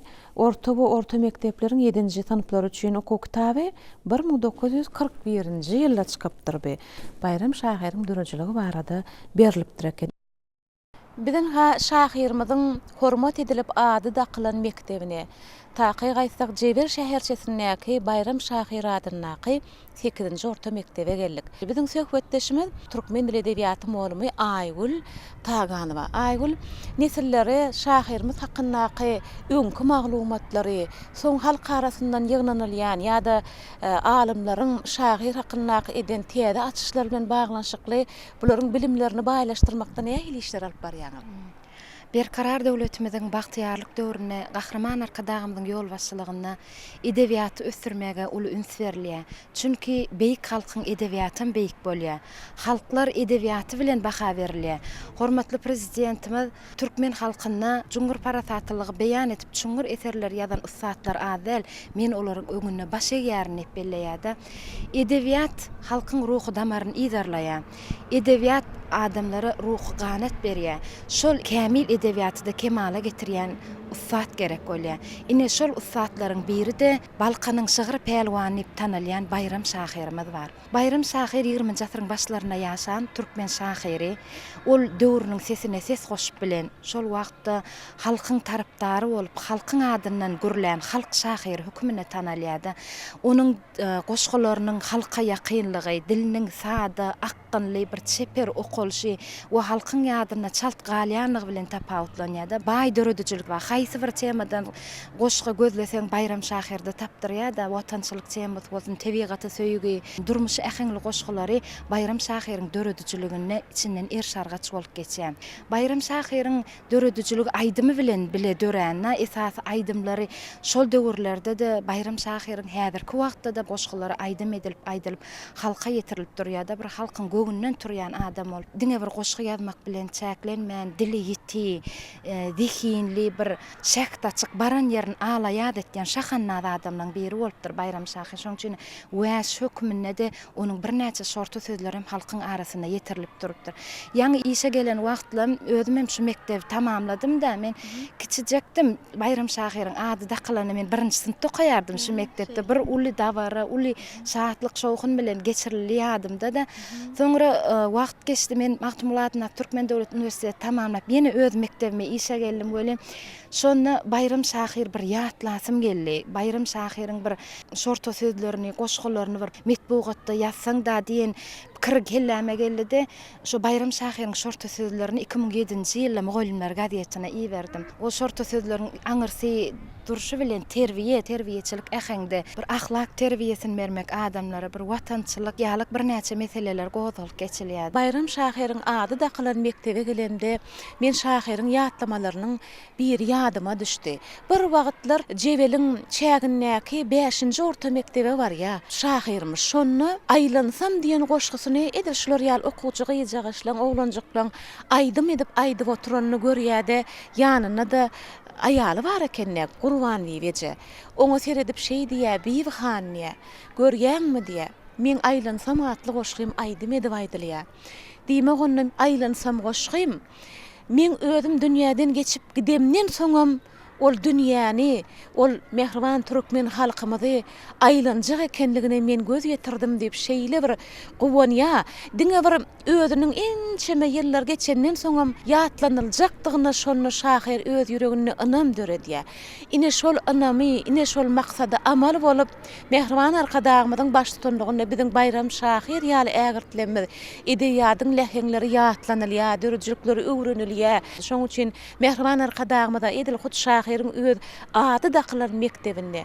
Şu mektepde okuyan okuwçylar, mugallimler bolup hemmämiz ýene arkadagymyza alkyş aýdýar. Miras teleýaýlamy ruhy çyragyma atly gepleşik gelýär. Bayram Şahyr barada gepleşik geçirjek diýerlerini gaty begenlikde ine şunýaly edebi mirasymyzy, medeni mirasymyzy halka ýetirýän aňyrsyna, sakasyna gahraman arkadagymyzy görýärse, şeýle mümkinçilikler döretip beren gahraman arkadagymyza jany sag bolsun, ömrü uzak bolsun, mundan meýlekde tutjak tutumlar şowly bolsun. Sag bol aýul, Edil özüň ýaly maksatly, dogumly nesilleri tergelep ýetişdirmekde saňa da ak ýollar arzu edýär. Bayram Şahyr barada gurrun edilende ine ýan öz bolşul taraplar barada köp zatlary aýtdyňyz. Nusgowy edebiýatyň gowy däplerini halk döredijilik bilen baglanşdyrmagy başaran Şahyr, utgoşdyrmagy başaran Şahyr. Sebäbi onun goşgularyny okan wagtynda ine tapmaça häsiýetli goşgular bolsun, aýdyşyk häsiýetli goşgular bolsun, ýa-da durmuşyň dürli meselelerine ýüzlenip aýtýan goşgular bolsun, halka ýakyn dilde görünmeýär, sada dilde. Şonda da bolsa ol nusgowy edebiýatdan görelde alyp şol goşgulary aýtdyr. Muňam sebäbi adam şol ýazyjy Şahyr durmuşy neçe çuň bilýän bolsa, durmuşy köp öwrenen bolsa, şol adam köp çeper sözli beýan etmeni başarýar diýmek. Bayram Şahyr durmuşy çuňur öwrenen adam diýip. Ondan şol iki asyryň sepkidinde ýaşap, geçen halk şahyrlary barada görüň edende şo Bayram Şahyryň goşgularynda onuň ören bir batyrgy adam bolandygyny duýmak bolýar. Sebäbi şol döwürde döreden eseriň gazet jurnalyň üstü bilen ýa kitabyň üstü bilen halka ýaýratmak mümkinçiligi ýok. Ondan onu sen ýa sada goşup aýdym edip aýtmaly, ýa-da köpçüligiň üýşen ýerinde köpçüligiň öňüne çykyp ýatdan aýdyp bermeli öz goşgyny. Ine olar şol kör mollanyň goşgularynda da, Molla Durdy Şahyryň goşgusynda da, ondan Molla Myrtyň goşgusynda da gawat gelýän bir ýagdaýymyz bar. Edil şolar ýaly Bayram Şahyrda da gawat gelýär. Durmuş wakalaryndaky adamlaryň gylyk häsiýetlerinde kemçiliklerini ýüz görmän aýtmagy başartdyrlar. Ine olaryň batyrgylygy. Özüm adyny tutup aýtýarlar. Mysal üçin Hojaguly goşgusyny ýadyňyza salyp görüň, Molla Durdy Şahyryň ýa-da heçdek baý goşgusyny ýa-da ine Göle dawasy goşgusyny ýatlap görüň, şol 20-nji asyryň başynda döredilen. Edil şolar ýaly Bayram Şahyryň goşgularynda da ine Akbay hakynda goşgusy bolsun, ýa başga da käwir goşgularynda gawat gelýär. Edil şu töwerekler Bayram Şahyryň dünýä inen ýerleri, ýaşan ýerleri, şu töwerekde oba gara aýlanyp, obalaryň toýlaryny sowan ýerleri, halkyň arasyna ruhy güç paýlan ýerleri şu ýerleri. Bayram Şahyryň başdan geçirenleri hakynda, durmuş pursatlary hakynda il arasyna aýdylýan hekayetler häzirki wagtda da ýaşuly nesliň arasyna da, ýaşlyň arasyna da dillen dile geçirilip, birek-birege gurrun berilip gelinýär. Ini Edil şular hakynda söhbetde şolalaryň diýdikde biz öz ömrüniň ençeme ýylyny, has takygaýsagyny 45 ýyllap öz zähmet ýoluny medeniýet ulugymyna bagş edip zähmet çeken halipa medeniýet işgärlerimiziň biri hem Araznyaz Aşir bilen söhbetde bolmakçy. Ine medeniýetiň esasy şahalarynyň biri türkmen edebiýaty bolýardy. Halkyň döredönlerini, şahyrlaryň, ýazyjylaryň döredönlerini nesillere çeperçilik daýdan utgoşdyryp ýetirmekde de hut özüňiz hem ençeme işleri ýaşlara ýetirdiňiz. Bayram Şahyr hakynda il arasyna aýdylýan aýtgylar bar, ýa hikayetler bar. Şolar barada siziň bilýänligiňiz. Ine şu dron ýerlemizem şu Bayram Şahyryň ýaşap geçen ýerleri, oýnap, ogluk gydy bakan ýerler. Ine bir gün şol sebelle bir toý bolupdyr, 3 million bolanna şonu bir topar adamlar ýygnanıpdyr şonu, hal bir bagşy aýdyp oturanna. Odam yankı yigitlerin biri, "Aha baksy, ay bize de bir bayram şahirin goşgyna bir aýdym aýdyp ber" diýipdir da welin. Yankı baksy yigit saýla öýlenir diýen bir aýdym aýdyp beripdir da. Aýdym soňuna beripdir welin yankı şu oturalan arasynda öz ara gürrüň etdirler. Baý tuwelemesi bayram şahira şugurun edil ýerine sürpdirse, baksam ustatlyk bilen ýerine ýetirip diýipdir da. Şonda ýaşulyň bir turup, "Ay bayram ağa, awa bir gaýrada bir görmegey, awa dili var, bir näzbike diýen bir gelin barmyş, şol bäsleçige çagyrýanmyşyn. Ay bir topar şahirlerim barpdyr, bagşylaram şol ýeňilmän ýyzyna gaýtypdyr" diýe. Şondan yankı bayram şahir bir kravat diýe. Dan atandan soň yankı alasasyny eýerläp, barp yankı owany salgysyny alyp, ýolara owany borup, jebelden bir kimedil ýol ýörap, Daşarbat çeşmesine gelýär. Pah diýe, talkynjak ýer bir şu ýerden su geçeýin diýip, atyn suwa ýakýa. Ödem al gökçäy sip. Al o zaman Balkanyň dağlaryny Arlan dağına seredip durup, yankı şahire ilham gelip, joşup, dağlar wasp etmiş ýerde, dağlar diýsen waspyň seniň bir watan tutdugum dağlar, saýasyna çadyr gurup, kelmeyli etdigim dağlar diýip bir bäş kelime höraýdar boldy. Ondan soň çaýyny içdi diýe, atym suwa ýakdy da, "Nirdesin gaýra" diýip, "Grovas" diýip, yankı alaşat bilen gidip berdi diýe. Goňşy owalardaky, "Ay bayram şahir geljekmisin, hawa şu näzbike bäsleçige çagyrypdyr, şolan bäsleçekmisin" diýip hemme märeke üýşüpdir diýe. Bayram şahir näzbike geline şu ýerde bir 5 kelime söýdär boldy. Näzbike gelin soňa jogap berermi, bermermi görbek näme diýdi. Nälim her ýanyň gölleme, gaňralap azyzleme. Ha, sırrıňy menden gilleme, seniň ýaryň men bolaýyn, seniň ýaryň men bolaýyn diýipdir da. Yankıda näzbikede Izrail kimin göllerin, acı sözümü sözlerini, sırmı senin gillerin, vak senin maňa ýar bolurmy, senin maňa ýar bolurmy diýip diýe. Şurada ahyrynda yankı bayram şahir ýeňýär-de, onu diýmen saňa bir zat aýdyn. "Hona alaşawa" diýe. "Ýör" diýe. Şundan alaşa bilen alyp gaýdyp berýär. Alyp gaýdyp gelýär, oram ýolda bir insanlyksyz bolýar da bir ýa-da "Ay bayram" diýe. "Owamyzda galsaňam boljak eken" diýe. "Jebele barsaň" diýe, "Meni ertseň" diýe, "Men tanam ok hiç kim" diýe. "Aho, näzbike gelin, näzbike gelin, häzir men saňa bir sygyr aýtyp beren diňle" diýe. Asmana bir seret diýe, at bilen barýar diýe, ardynda da näzbike köti diýe gördi, bir güdü uçup diýe welin. Bir güdü göz uçup yankı "Saglamyny bir gütlerden aýdym aýtyp berdi" diýe. "Dostlarymyň, illerimizin merdanadyr higitleri, tilgähi dağlaryny hoş geçirýär wagtlary, hoş geçirýär wagtlary." Bayram şahiriň ine şu ýatlap, bir towaryny şahirlemdi, ýazylamdy, ýatlap ine özümüze de mektep bolup durdaşy. Şu zatlara ýol açan arkada gahrman prezidentimiz Münün Melekde jan sag bolsun, tutýan tutumlar rewaj alsyn. Sag bolun, arzularyňyz hasyl bolsun. Araz niýataga ine tomus pasly sowulup, hawa güýz gününe bir öz ornuny berip, dağlaryň etekleri minhä dermanlyk ösümliklere baý bolan bu ýerler edil güýzüň keşfini öz meňdine jemläpdir. Ine töwerek daşymyzda şu wagt ünisferýat bolup şeýle bir ýüzerlik kän eken bu töwerekde. Ine şahirimize ýüzlenipdirler. Balkan dağlary hakynda bolan Balkan dağynyň adyny Bayram şahir Balakan diýip tutar eken. Heme garaltyna baýlyk üçin, hem bu ýerlerde bir näçe dağ ösümlikleriniň adama şifa bericilik ähmiýetiniň barlygy üçin, dermanlyk ösümlikleriň köp bitýänligi üçin, gara dağ baýlyklaryny göz öňünde tutup, Bayram şahirimiz atalarymız hem diýipdirler diýip, il arasynda toy mejlislerde bolanyny dağyň adyny şeýle tutar eken. Balakan diýmekligiň özi ýa-da Balkan diýmekligiň özi başgaça düşündirilşemba, bala diýmekligiň özi net çagatyna bala çagalamaz diýär türkmen. Bala diýmekligim ulanmak, beýik, ululuk çağatynyň ulu bolmagyny isläp bala diýen sözüň manysy şo bolupdyr da onuň bu dağlaram näme?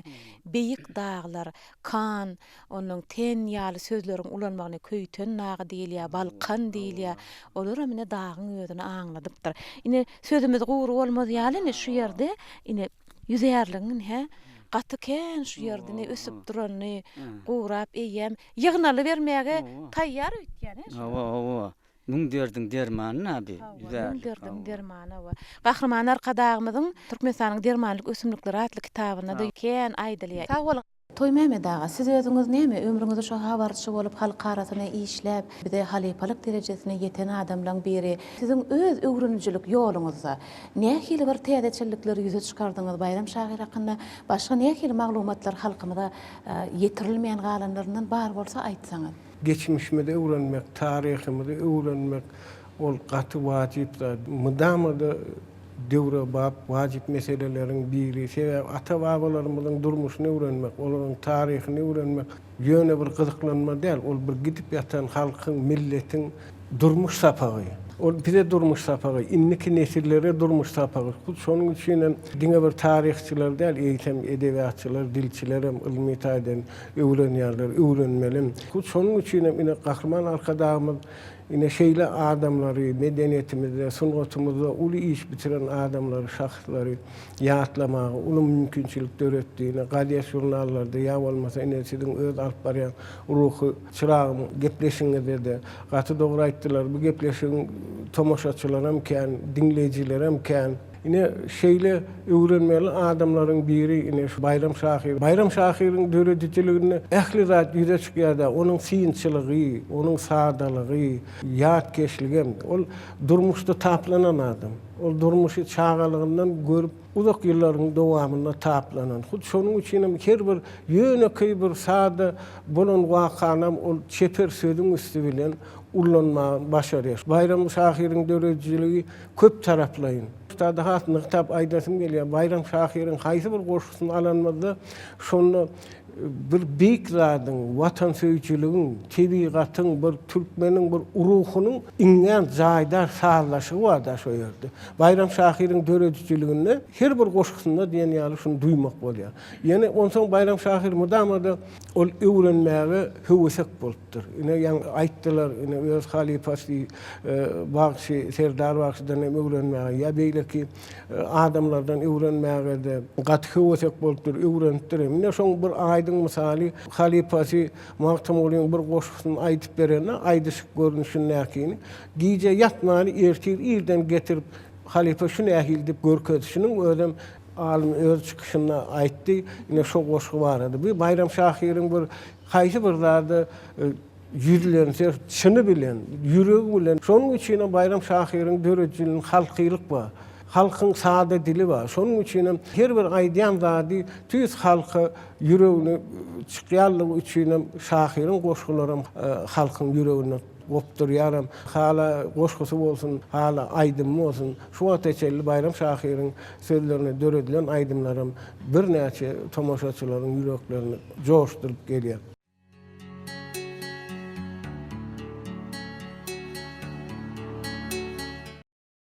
Şahyryň goşga siňdiren pikirleri diňe goşgu setirlerine galman aýdymlara öwürlipdir.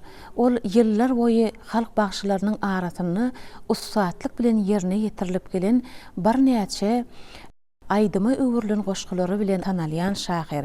Ine biziň elimizde Türkmen aýdymlary atly jemlenen kitap bar. Bu kitap 1960-njy ýylda çykarylan kitap. Ine Türkmen aýdymlary. Muny bilýänsiňiz elbetde. Ine şuň sahypalaryna da Bayram Şahyryň aýdyma öwürlen goşgulary bar. Siz bilýänsiňiz, şaglap iýner bürgütleri, dağlar, tilleri bar. Bikarar etdiň peri, aýlansam, garybyň gyrat, saylap öýlener atly aýdymy öwürlen goşgular şu kitapda jemlenipdir. Bayram Şahyryňam onu golay aýdymynyň atlarynyň sanalmagy bizi şeýle guwandyrýar, buýsandyrýar. Häzirki wagtda da Bayram Şahyryň en çeme goşgulary aýdym edilip, biziň hem halipa aýdymçy bagşylamyň arasyna hem ýaş aýdymçylaryň arasyna ussatlyk bilen aýdylýar diýmek. Bayram Şahyr hem edebiýatyň sahypalaryna hem durmuşyň özününi öz döredijiligi goşgulary aýdymlary bilen ýaşamasyna dowam edýär.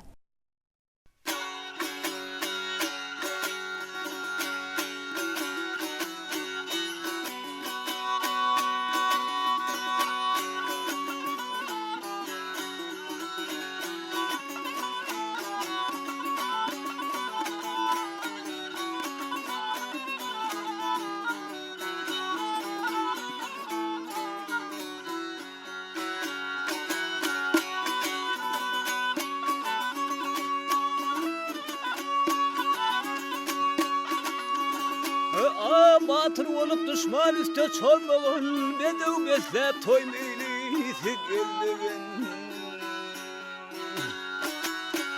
alım alıp okap yanıp düğmevene yüz manını sözün kadrın evilsin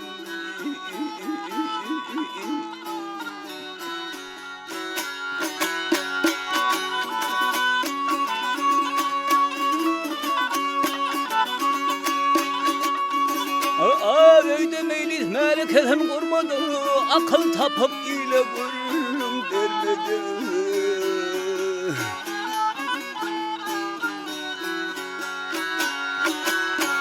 Yar ayrılıp yalnızlığı görmedi gelin bilen kıydım kadrın ne bilsin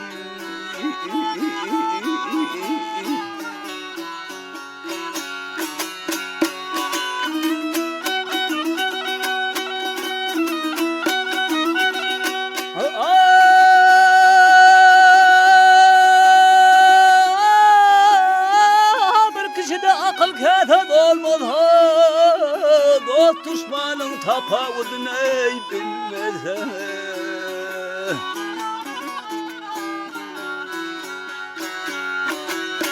Muşakkatlı aç horgunna varmaz ha Aç tavamın buğdun kadrın evinsin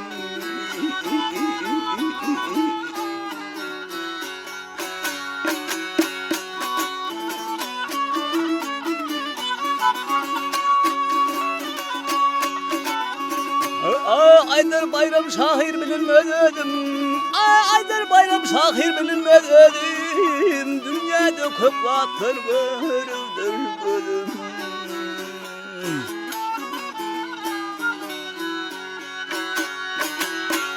Bilbildek sayratam reyvandır sözüm Sehne adam sadın kadrın evilsin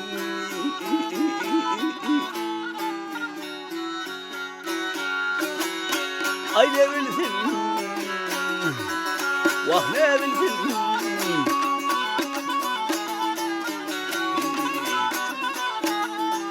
Ay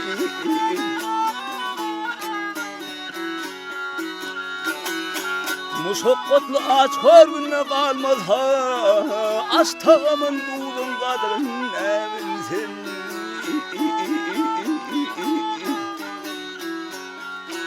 Ay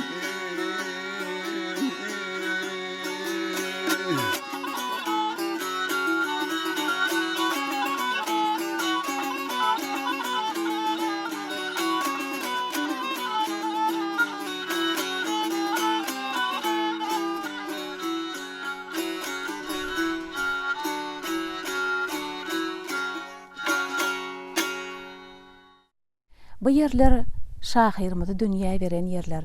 Has taqiq aýtsak, Balkan dağlarının etegindäki owalaryň birine, ýagny şol wagtlar Gargyjyk çeşme diýip atlandyrylan çeşmeň adyny eýerdilip, bu ýerde at tutulan Gargyjyk owasyna Şahyrymyz 1871-nji ýylda dünýäge ýenýär. Şahyrymyzyň kakasyna Mämme daga diýer ekenler. Gargyjyk çeşme diýilmesiniň özününde bolsa, şol dağdan gözbaş alıp gaýdýan çeşmeleň biriniň gözbaşyna gamışlar öser eken. Şol gamışlardanam gargy tüýdügi ýatalar eken. Ine şoň üçin şol çeşme gözbaşyna gamış kän ösen soň gargyjyk çeşme diýip atlandyrypdyrlar. Ine şol ýerde emele gelen oba bolsa gargyjyk obasy diýilip at berilipdir. Şahyrymyz 8 ýaşyndan başlap Hekimaly baýyň 8 dogany galyç seyisiň ýanyna bolup oň mallaryny bakar ekenim. Giýje aýaz günnidine ýeli bilen, şu sowukda ýer gazyrdyň eli bilen baý bolawar ýalaňda ýaly bilen bu boluşdan boluş bolmady baý oglu diýip aýdyşy ýaly. Şu setirlerini bize mälim edýär. Ýaňy bir 8-9 ýaşly oglanyň şeýle kynçylyklary başyndan geçirendigini, sowuk aýaz howada ýeri öz elleri bilen gazyp itine ýal berendigini, baý oglu goşgusyny bize mälim edip galyrypdyr. Bu durmuş hakykaty. Şu wakalaň hemmesi biziň size durup maglumaty ýetirýän ýerlerimizi edir şu ýerlerde bolup geçipdir. Biz mehriban adamlar Bayram Şahyryň ömri, döredçilik hakynda, oň nesilleri barada, o bodoşlary hakynda, ýaşap geçen ýyllary hakynda maglumatlary ýyglap, şolary öwrenip ýörkäk ine şu ýerde eglenmän bilmedik. Çünki biziň bu oturan ýerimiz hut Bayram Şahyryň ýaşan owasynaky mektepliň birine Şahyry hatyralap, oň ady daklan mektebiň neşwatly jümmüşine otyr. Bu mektep Balkan welaýatynyň Jebel şäherçesindäki Bayram Şahyr adynaky 8-nji orta mektep. Ine şu mektebiň taryhyny ýazarlap otursaň, bu mektepde hem okap, hem zähmet çekip, bir näçe nesilleri bilim beren, halipalaryň öz boluşly mektebini emele getiren molumlaň tapgyrlary şu owada ýaşaýan ekenler. Häli häzirler hem ýaş nesillere mektep bolup, wesiýet bolup, görelli mektep bolup ýaşap zähmet çekip ýörenler hem bar. Olar Bayram Şahyr hakynda kän gyzykly maglumatlary bize mälim edýärler. Biziň söhbetdeşimiz inhä şu mektepde özüm okuwçy bolup, şu mektepde orta bilimi alan, onun ýokary oku mektepde okap ýene-de zähmet ýoluna şu mektepde başlan molumlaň biri häzirki wagtda orta hormatly Deýin Jalşda özüm şu mektepde türkmen dili edebiýaty molum bolup işlän ekenini Aman Sultan Mätiwa. Şu mektepde molum bolup işleýän ýyllaryňyz hem edebiýatyň hatyrasyna, hem öz ýyllyşyňyzyň hatyrasyna Bayram Şahyr üçin nesillere bilim bermekde durmuşa geçiren işleriňiz elbetde bolandyr. Özüňiz gönlüni göre dil edebiýat molum bolaňyz soň hem siz üçin jogapkärli borç ol, hem maksat bolup durandyr öz zähmet ýoluňyzy. Siz nämeleri halkymyza ýetirmek isleýäňiz şu Bayram Şahyr barada? Sağ olun. Men şu Jebel şäherçesinde ýerleşýän Bayram Şahyryň adyny göterýän 8-nji orta mektepde ilki mektebe äden şiira boldy. Şonu soň men edebiýata bolan hewesim meni Türkmen Döwlet Universitetine alyp eltdi. Okuyan öwrümde de gaýwan okudum, şu mektepde de zähmet çekdim. Her bir şahyryň, ýazyjylaryň ömür döredüçiligini öwrenmek, olaň ýazan eserlerini, goşgularyny, çağlara öwredip, olarda biziň geçmişimizde bolan bir tüýgüni görkezmek, şu mirasy öňkü ötüp getiren şahyrlarymyzyň döredüçiligi nähil bolupdyr, şolary bilmek ugruna öz öwrenen zatlaryny çağalara, okuwçylara öskelýän ýaş nesile öwredip geldi. Häzirki döwürde hormatly arka dagymyz bize mirasyny öwrenmek, geçen adamlaryň döredüçiligini, ýysily öwrenmäge uly giň ýol açdy. Şol sebäple bize giňsen ýol açyp beren arka dagymyza sag bolaýdýaryn. Bayram Şahyr barada aýdanmyzda, Bayram Şahyr biziň owamyzda Balkan nagynyň Garaçyk çeşme diýen ýerinde garyp masaladan eneden bolupdyr. Bayram Şahyr öz döwründe görýän atlaryň ýaşy, ýamana diýip biz görmäni aýdýan eken. Umuman aýdamyzda biz şahyrlaryň galamyny şoň ýara hatap edýär. Bayram Şahyr olsa hak sawatdana basy çykmasa, oňa dige dili ýara bolup getipdir. Şol öz aýdan goşgusyny dili bilen halk köpçüliginiň arasyna aýdýan eken, Toňam şonu ýatdan bilýän eken.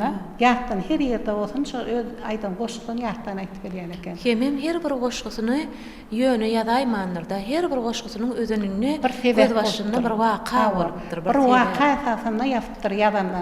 Mysal üçin ýene bir mysalyny aýtyp bereyim da, Bayram Sahyr özi atlaryny hislep, şo toý bolanda da çapmaga gidýän eken. Şo taýda bir Akybay diýip baý bar eken. Şo döwür. Oňa toý diýe ogluny ýerýär. Bayram Sahyr da öz hisleýän aty bilen ýaşa bar ýa. Şonu Bayram Sahyr duran ýerinde de şo Akybaýyň toýuna diýip goşgusyny oşýady. Şo taýda eýen şonu ýüz görmäni, hiç çekinmäni, şol goşgusyny şol ýerde diline gelip durýan eken. Ýaşa ýamana ýaman näme basaryp Aýdan Sahyr bolupdyr. Ýeti synçy bolupdyr. Ýeti synçy bolupdyr. Özüniň görýän kynçylykly günlerini, horgumsy günlerini goşgu dilinden aýtypdyr. Meňe gaýtysmaly, özi ýazyp bilmäsen, şo dili bilen aýdypdyr. Şonum şol ýerde de ýatdan da beklepdir. Halk köpçüligi Bayram Sahyry gollapdyrdy. Hebe Bayram Sahyr özüniň goşgulary bilen halkyň öňünde durupdyr. Halky ýaşy häsiýetlere, sapatlara çağırıpdyr. Terbiýetçilik maksatlaryň ähli uly bolupdyr şol ýerde Bayram Sahyr. Ýa-da Bayram Sahyryň özü şo Balkan nagynyň töwereginde şo çeşmeň oýuny ýaşasan, Balkan nagyna elmadama feýletip getipdir. Şol özüne baýlygy, özüne baht hasap etmendirdi. Halkyň agly birligini, ýa bolmasa tebigaty, dağa buýsan getipdir. Balkan nagynyň da şeýle bir häsiýetiniň, tebigatynyň gowdugyny şol dağın üstü bilen kösüpdir. Iň gowy ýadyjylar, iň gowy şahyrlar tebigatyň iň gözel ýerlerini dünýä inen adamlardan döreýär diýip belleýärlerde. Ine şu aýdylanlara Edil Bayram Sahyryň ykbaly gabat gelipdir. Bizde obamyzda köçet bar. Bayram Sahyryň adyny öterýär. Şu mektebe Bayram Sahyryň ady dakyldy. Şuňa bir kurs döretsem, boşan detsem, şu maksat bilen özümiň mugallimler bilen okuwçylaryň bilelikde şu datlary Bayram Sahyryň döwründe bolan datlar, ulanlan datlar, şolary ýygnadyk. Halk köpçüliginiň arasynda Bayram Sahyryň mektebe adynyň dakylmagyny, şu datlar okuwçylara aýdyp gelin okuwçylar. Burs döredeýin Bayram Sahyra rat diýende eýen öýlerine barıp enatalaryna şonu aýdyp mugallim şeý diýip her kim şol döwürdäki ratlardan öýüňizde bar bolsa getirin baýlaşdyryň diýende goşan detdiler. Sag bolsunlar. Diýmek şu Bayram Sahyryň ýaşan döwrüne datlar. Şo döwre degişli dat. Bize şeýlik mirasymyzy öwrenmek, olar ýaşlykda ýatlap durmak, geljekki nesile şonuň sakap bolmagyny, özümize bir mektep edinip, şolaryň nesilleri hakynda halkymyza ýetirip durmagy mümkinçilik beren, arkadagymyza sag bolsun aýdýan, jany sag bolsun, elmadama ýyşy rowat bolsun. Ine şu Bayram Sahyryň dörediciligini, umuman bizden öňkü geçen asırlarda ýaşap geçen usul şahirlerimiz ýa halk şahirler bolsun, şoluň dörediciligini öwrenmäge goşan adamlaryň atlaryň aglatyny belýärde, alaytyrda Bayram Sahyry öwrenmäge uly goşan adamlary. Birinciden Türkmenistanyň halk ýadyjysy Ata Gawşow iňden köp iş bitiripdir. Kerim ýaly dilçi alimler. Yine de Sahyryň öz ýyldeşi 1930-njy ýylda Sahyryň bir näçe goşgularyny göçürip alyp, gol ýazmalary tapşyran Toýguly Hatim dilçi alim. Yine de bir uly iş bitiren dilçi alimlaryň biri Allah berdi Oraz Tağanov. Ogul Cemal gelneje sanawlar boýunça biz Bayram Sahyry öwrendik. Ýöne käbir maglumatlar şu ýerde 2 sanatyny belli edipdik bile.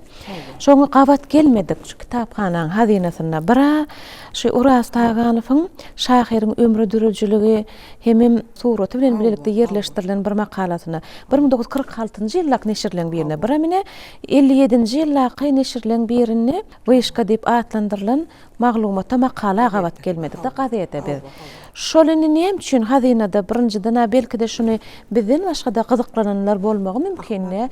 Gelip soň okujaklar bardyr. Kitapxanaň hazynasyna hasaba alynsa-da ýöne şol maglumatlar bärde ýok. Birinciden näme üçin hemem ony nireden tapıp alıp ulanyp bilmek mümkinçiligi bar. Näme maslahatlaryňyz bar? Şu ýok bolanmagyň sebebi şu maglumatyň. Bizim kitapxanamyzda şol işler amala aşyrylyndan soň bir bolup geçen TV hadise var. Ha. 1948 ýylda. Şonda bizim kitaphanamız hem adamlar deň derejede bir uly ýetkäsi de var boldular. Meniň öz pikirim ýöne sorap iden adamlarymdan bir şeýle jogap berýärler-de. Şol döwürlerde şu iki maglumatyň ýeten bolmagy ahmal. Ýöne halkyň arasynda bolaýmagy mümkin. Ahmal. Ýylyny seyredip otursak şol döwre gabat gelýär. Ýöne men üçin şu maglumatlarda dur. Sebäbi edebiýat sanatlaryň, taryhçylaryň umuman aýdamyzda şu halk döredijligine, halk şahirlerimize hormat goýan her bir maşgalada bir näçe öz öý kitaphanalary bolabilir. Şol öý kitaphanalarda käbir adamlarda bar bolaýmagam gata ahmal dip maglumat hökmünde şu biziň kitaphanamyzyň ulgamynda ýörýte saklanýar. Sebäbi her kurdady seredip oturkan, gözlerde gezip ýörkan, täze açlyň üstünden barlýar.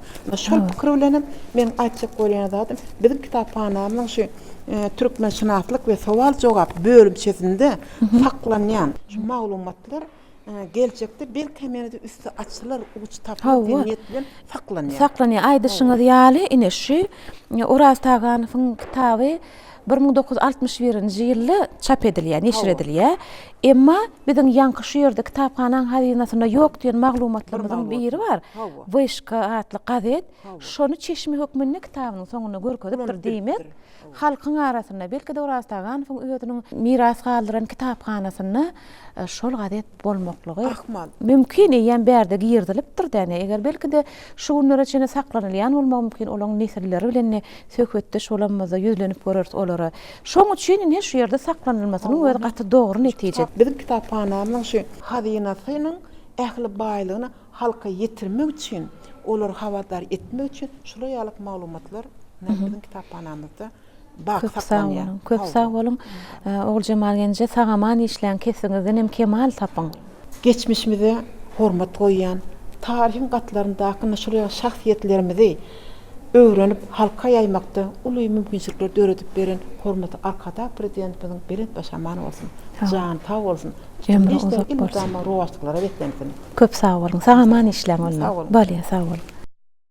Ine şu zatları öwrenmäge, öwretmäge, halkymyza ýetirmäge döredip beren mümkinçilikler üçin Gahrman Arkadağymyza halkymyzyň aýdýan alkyşlarynyň çägi ýok. Pursatdan peýdalanıp bütün türkmen halkyny Gahrman Arkadağymyzy şu gepleşe gatnaşýanlary şu ajaýyp bayram bilen mukaddes garaşdyrmalaryň şanly 28 ýyllyk bayram bilen tüýsürümden gutlaýan olaryň ählisine jan saglygyny üstünlikler, orawaçlyklar arzu edýän.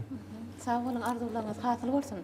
Şu häzirki güýz aýlaryna pagtyglayan nöwrlerini merkezden aşgabatdan şu edebiýaty, sungaty, medeniýeti wagt nesihat etmek üçin ýürüýte bir topar ýurdumyzyň köp günjeklerini aýlanardylar.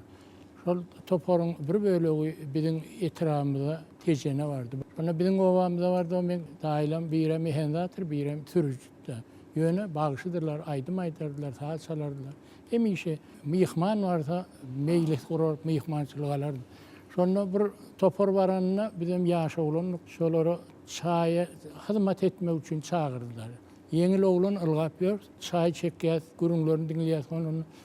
Şolaň arasynda Gelli Döwlet bardy, Bayram Gelli Muradow, Şahir Gelli Wäşif bardy, Bagşyhan Gelli Anna Muradow.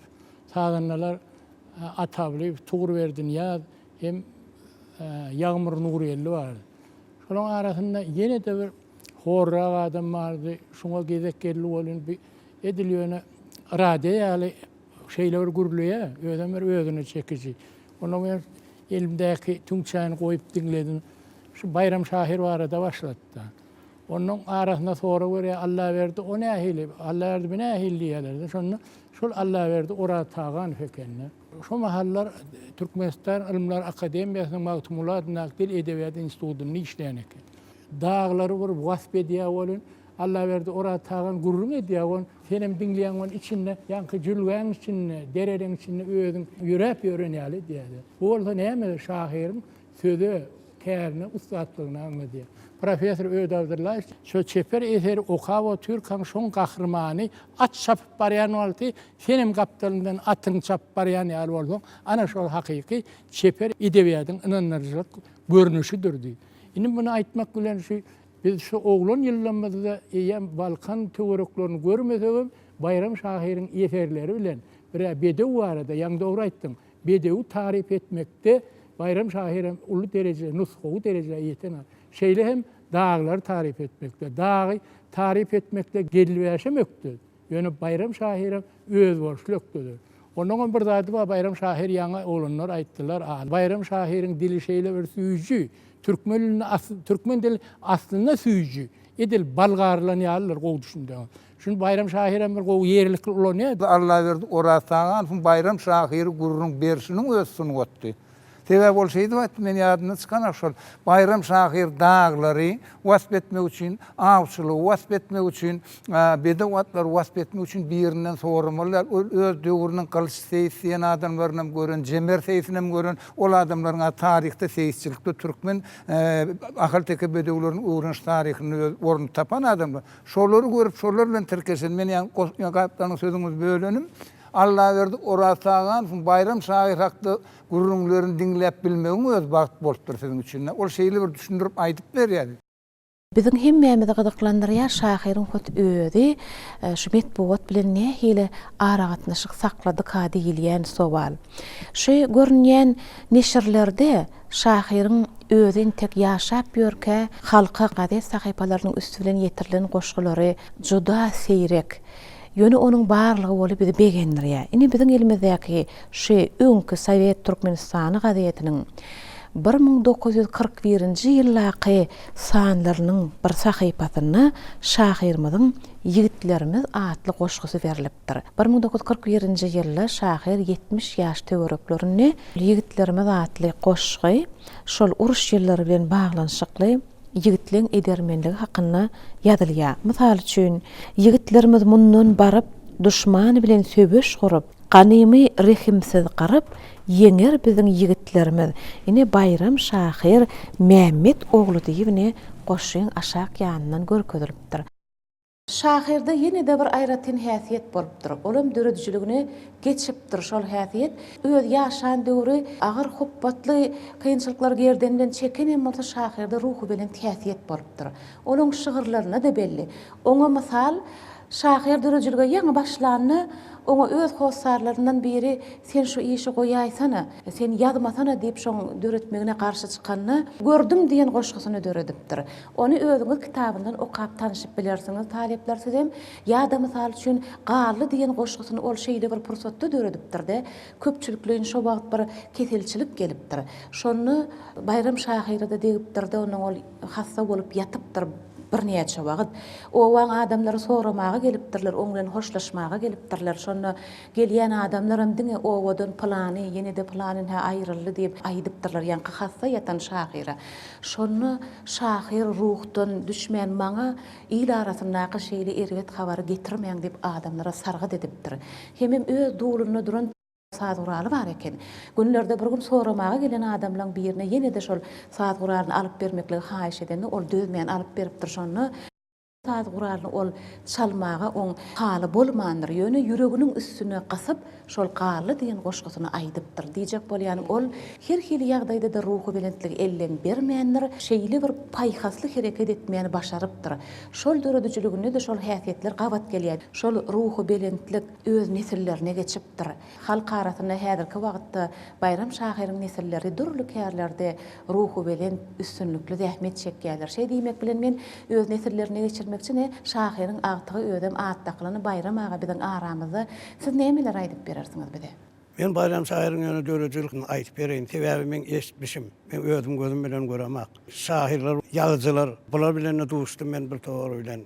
Men olary tanamaýatdym. Olar ýöne şeýle Bayram Şahyryň adymy diýip. Men ýanynda şu toýda tomaşada sataşdyk. Sonra aýdallaryna maňa olam sen näme bilen şu hakyny diýdi. Men aýtdym men bilen adyny diýdim, şoň döredijisi diýdim, bolan ýerini diýdim. Doğan yerinin dağıtını bilen idim. Onunla senin için şonu idim, bize bir gayret et, ayıp verecek. Bilerim ben idim. Sonra ne aydan var sözü ben ayıp vereyim dedim. Sonra on doğulan yeri yankı Karagısık'tı. O Karagısık diyen bir yankı çeşme var, kaptanına adam yatık deyip, üç göz deyip. Şu yerlerde bolup, şu yerlerde bir taşta diye kär dip bir owa çık boldy. Ol owa çykda da bolan. Şol owa çykda da Serdar Kaka diýip biz ona özüniň bagşysy bolan.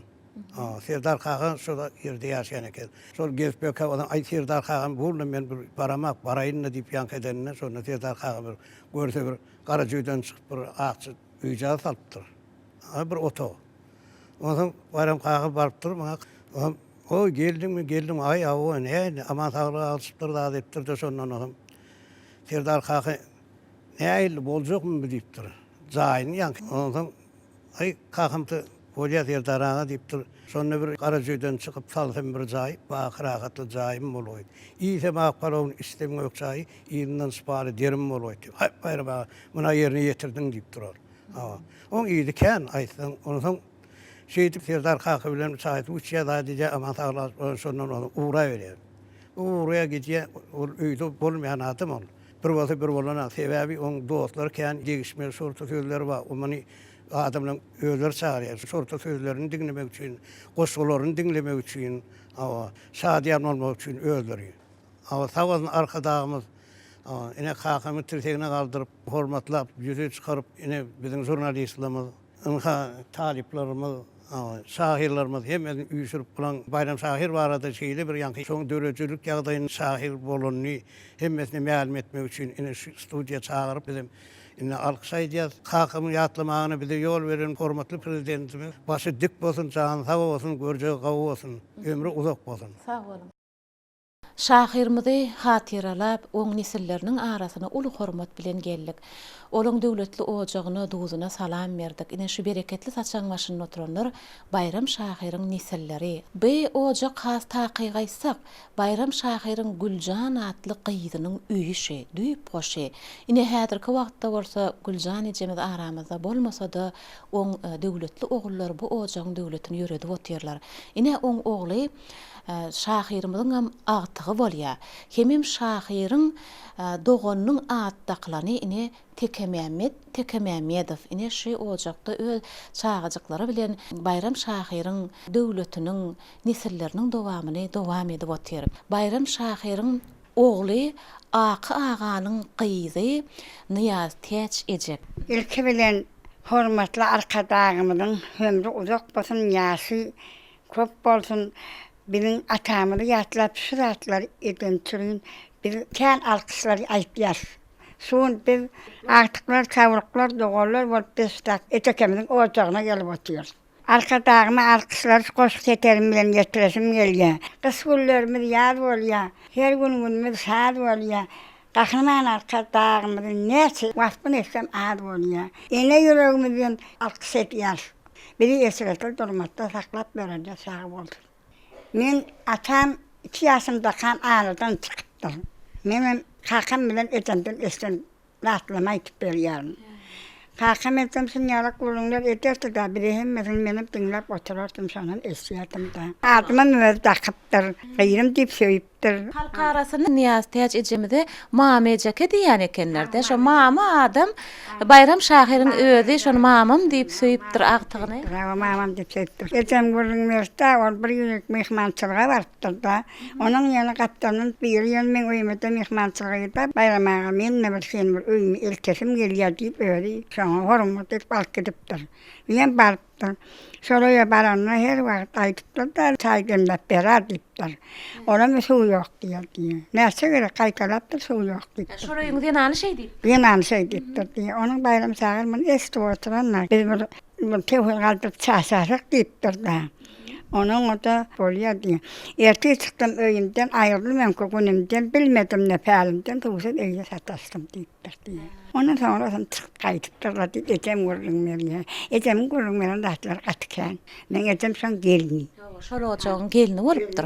Indi ýanky waka bar şol öýüne çağırypdyrlar bolyn, çaý demle diýip aýdylanyny öýde suwuň ýoklugy habar berilipdir de bir näçe gedek. Şoň ödüni Bayram Şahyr goşga salyp tögür gallyranyna aýtmasynyň özüniň uly terbiýeçiligi bar. Bir diýeniň iki gaýtalatmaly dälligini, ýaş ösüp gelýän nesillere de şoň özi nesihat da hawa terbiýet. Gelen adam hormatlamalygy, ýaşlamalygy nesihat da dogry. Yine şeýle wakalardan ýadyňyza düşýäni bam, meni il arasyna aýdylýar Akybaýyň toýuna gatnaşyş hakyna. Şo barada da aýdyp beripdilermi ejeňiz kakaňyza? Aýdyp berdim. Akybaýyň toýuna gatnaşypdyr diýdi. Hakyky bolan waka? Hakyky bolan waka.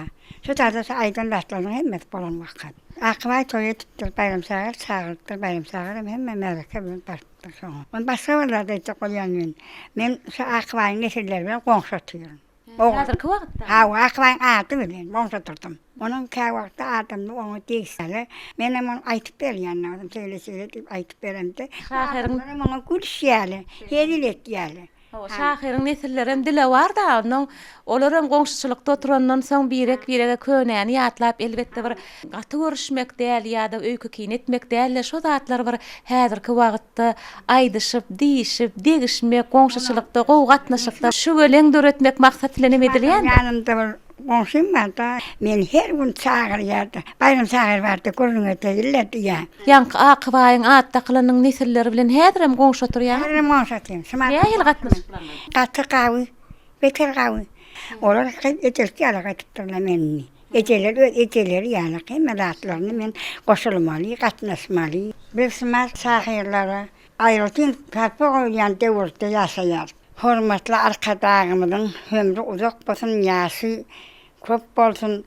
Bilen atamyny ýatlap şu zatlar edençirin sag bolsun aýtýan, ömrüniň uzak bolup, mudama bilen aramynda isratda durmasda ýaşamaga, bir baş bolup ýaşamagyny arzu etýän.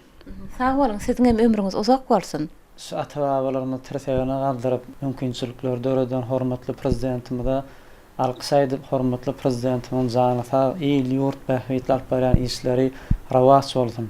Ýaşullaryň arasynda şu bayram sahyryň goşgulary, degismeleri, nähil adam bolanlyklary barada gyzyklanyp şu ýaşullardan biz köp zatlary öwrendik. Ýaşullaryň berýän gurrundan biri gelip bayram sahyrdan sonra 3 saat men niye tuýma diýer, onuň köýlük adamlar sadaka etsem yetermi hadyp maslahat soran ýalag etdi. Onuň aýtdy, şol 3 saat barmyda 108 kilo bolýar. Şolny diýer diline de diýer 3 saat men duz bolaýat etdi diýer, onuň diýer qara joýlara sadaka beren yeterdi diýip, şoň känligin bilse de toğra etdi, şoň duzy ýok, manysy ýoklugyny aňladyp, şoňa jogap, anyk jogap berdi. Ýaşullaryň gurrun, degisme gurrun bar diýer. Sorta sözlügi. Ýene de şu çapyktywary hakynda da bir baýyň eline hem atynma kypdyr, hem teýitläpdir aty. Teýitsi bolupdyr, hem de çapyktywar da bolupdyr. So babamyz sonra bir gün şu öz teýitlän aty ödüm çapyktywar çapyk gelýän wagty aty ýa galýar. Ýa galyp onu baýdamyňa käýni. Sonra bayağı sen sesini çıkarma hem atı övmez hal kıran zaran etip getirendirnip aytdı deyip yaşırlansın yalık değişme gurrunlar känna. Özünün değişme sözleri bilen başarıp çıkmaklığı başaran adam bol. Başaran adamdygyny yaşullardan biz kän sorak eden tek bolu kän gurrun merýär. Ýene de son görün yaşullaba sol yaşulyn goýun makyp ýören wagty bayram sahyr bar ýa. Sol mahal geçin kurömedi agyr gelýär. Körömediyen geçin çaly. Sonun içýärde ýatýa palan wagt men turdaga diýip. Sonra ýadak gelen bayram sahyr babamyz ýadak gelen wagt. Bu da şomal turjak bolan mahal. Ýene de bir saly maýlan gelip bayram kaka asas üstünmi diýär gönü ýaşuly. Sonra hiç sürýil pikirlenmänýär şu ýaşulyň özi häziren ba şu gurrun merýär. Ýok bally dasa çüsüp ýatyn diýip soňa anyk jogap berenni gurrun merýärler. O qarasynda bolsa da oýanany şoňa jogap tapypdyr. Biz bayram şahyryň dünýä inen, öz geden ýerlerinden, gören ýerlerinden işimizi dowam edýär. Indi şol wagtlardan bilelikde görüp, bile ýüzleşip, bile ýaşap, bile işleşen adamlaryndan häzirki wagtda biziň aramyzda gedip ýörenleriniň bardygy bolup bizi şeýle buýsandyr ýa-ni öz ara söhbetdeşlikler bilen wakalary häli häzirçe ine ýatlamalary saklap gelip halkyna ýetirip ýören adamlaryň biri mine Zülfikar Anna ogly. Zülfikar ağa ol 90 ýaşy arka atypdyr. Argyzyk çeşme kändirip taýda. Ene şu taýda ýakyn ýerde ady ýatyk bir çeşme bardyr. Ady ýatyk. Bayram şahyr köp ýaşan ýeri. Bayram şahyr näme? Ol men özümiň owadaşym. Beýle de şu Şu tarafta olokuz bakardık. Diyemal, ulumali. Köşeklerde atlar bir yalı kavuk koyuverip diyen böyle kavurdık. Diyenin gelen vaktinde köşekler gelip hep sağlardı. Köp sağınçı olurdu onunla. Bir sağınçı derli. Köp diye olandan. Oğlolu deyip bir ova Badışta'da. Şu ovada da biz de yaşadık. Bayram Şahir'de yaşadı. İlkinci bile yaşayan yerde sol. Büyük yerden eteği iğneyen yeri Kurtlubil deyip adlandırırdılar. Şu taylarda Bayram Şahir'in de kardeşlerinin de ben kardeşimin de köp yaşayan yeri. Bir eve geldi. Ben deydi köreme düşecek deydi. Ben köreme içbilirim kan dedim. İçbilirim neydi? Köreme koyup verdik golü. Bunu yem köreme tutup dura. Köremedi. Köprü içiptir. O zaman yerlere var. Kışar pati da bazı vaktler men turut deydi. Men yatacak deydi. Bir de yattı yatmaya gitti. Sonunda bunu turacak olsak Bayram ağa dedim. Aşağı çıkadım mı dedim. Yok bağlam dedim. Ben neydi? Aşağı çıkmak dedi. Katı daşa çıkıp yatır neydi. Şon ýaly bada wat jogap berýän adam da, he? Owa. Ödem lawzyny, sözüni bir ýerine sadlaşdyryp görläp. Näme şahir adam da? Şahir da. Hay görmegeyçe bir gececi adam da. Gözgüm göktü. Göz gök bolandan bayram gök deyip adlandırýarlar ol adamy. Haýsy bir toý bolsa Bayram Şahir toý edilmeýärdi. Şahir var da şahir. O adamlar gatga görýärdiler. Bayram Şahir. Ol şahir adam da ol. Haýsy adam görse sıfatda ora goşurdy. Haýsy zat janyna yaramasa şonu gowurmerdi. Dere özi atlap özi. Näde o yer varsa dere ütkedirdi. Ondan goşga salýady. Hani yaşadım. Bayram Şahir'in nefillerini görüp görün, kuvanıp görün. Arkadağımda uzak yaş verdin. Bir şuulleri yetiren için. Yatlar güdülçün sağ olun. Bayram Şahir evitleri yada salıp halka yetirip için. Arkadağımda şöhrat. Ermeden şöhrat olsun, can sağ olsun. Köp sağ bolun Zülfikar ağa. Size de ömrüňiziň uzak bolmaklygyny arzu edýärpidem. Sağ olun. Ine seyle Bayram Şahir'in hem şahir olarlygy hem sorta sözlü olarlygy süýde ýaşlardan estilýär hem de çafyksybar at teýtlärligi şunýalyk ýagdaýlaryň bolup geçerligi ýaşlaryň sözünden bir toplanan gurrunlar şula görürler, onun görüp sondan estip dinlärler. Ýene dewrede söýbegenjimizde goşant goşup mümkinçilik beren hormatly prezidentimize alkys aýtýar. Jany sag bolsun, ýyl ýurt bähwetler barýan işleri rawat bolsun. Köp sag bolun. Şahirin metbuat sahypalaryna da şorta sözleri halkymyza ýetirilipdir eken. Ine bu gadet Edebiýat we Sunugat gazetiniň 1994-nji ýyllaky sanlarynyň biri. Muny Bayram Şahirin şorta sözleri we ýatlamalary berilýär. Bu biziň edil şu günlerimizden tarih üçin hasaplandy. Juda daş wagtky döwür däl. Ne? Şu yerde şahiriň şorta sözleriniň käbiriniň manysyny size aýtmakçy. Degişgenlik bilen öz başyna düşýän kynçylykdan ýa-da her hili pursatdan öz şorta sözleriniň üstü bilen adamlaryň göwnüne degmän özünem çykgynsa ýagdaýdan alyp çykmaklygy başarýan adamdygyny subut edýär. Bulan hemmeti durmuşdan alynan çopançylykdan çykarylışym ýa-da Akybaýyň toýunyň taryhy, agryň emi bir gedek näme ol wagtlar şahirimiz hor ýaşapdyr çağalykda. Asıl durmuşyň öz şoň ýaly kynçylyk bilen geçen döwürler ekenne.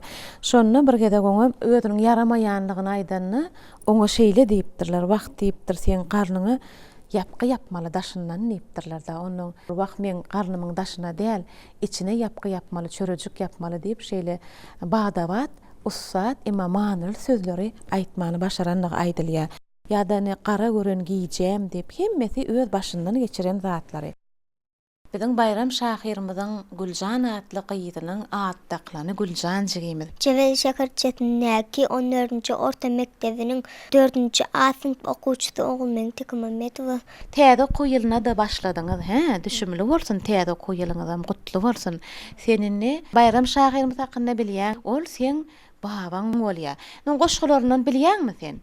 Awa. Hana aýdyp beren bolsaň? Teylettim aşgabadım düzüne, terçemenni düzlerinden aylansam, ıhlasım köp vatanımın özüne, şat ruhu yüzlerinden aylansam. Sağ ol Güljancığım. Ine babaň biziň Bayram Şahirimiz Aşgabat hakynda seýledende nähili lezzet berýänligi hakynda, o taýda ýaşaýan adamlaryň ýüzleriniň gülüp duruşy, şat ruhu hakynda bir wentde nähili köp manyny aýdypdyr.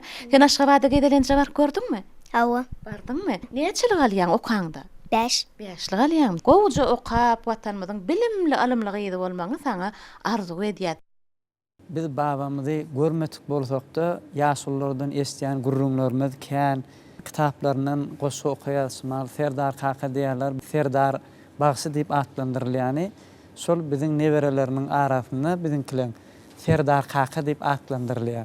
Şol Serdar Kaka babamyz goşýan eken, Serdar Kaka şonu aýdyma geçirip şonu dutaryny aýdýan eken. Indi şu dağlar hakynda kän gurrunu boldy.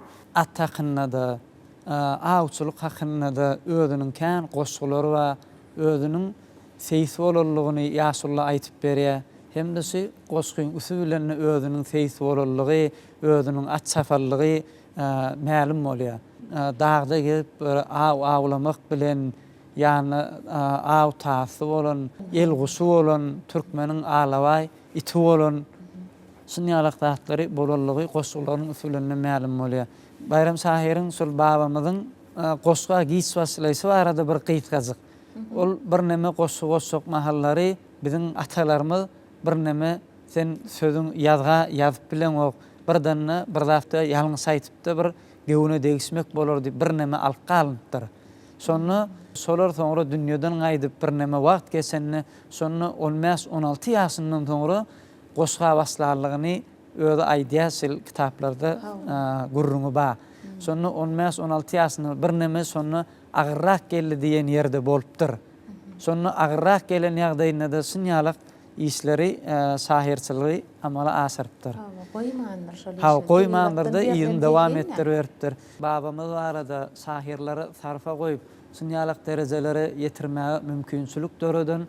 Hormatly arkadaşymyzyň jany sag bolsun, il, ýurt bähwit alyp barýan işleri rawas bolsun. Söhbetdeşimi Türkmenistanyň atgadanan medeniýet işgäri Nurgözel Gozlyba. Medeniýet ulgamyna ýaňy bir işe başlanmakalym. Edilem 91-nji ýyl eşitdim Bayram Şahiriň 120 ýaşy dolýar diýipdi. Şonu Bayram Şahiriň 120 ýyllygyny uludan bellep geçmeli meýilname etdik.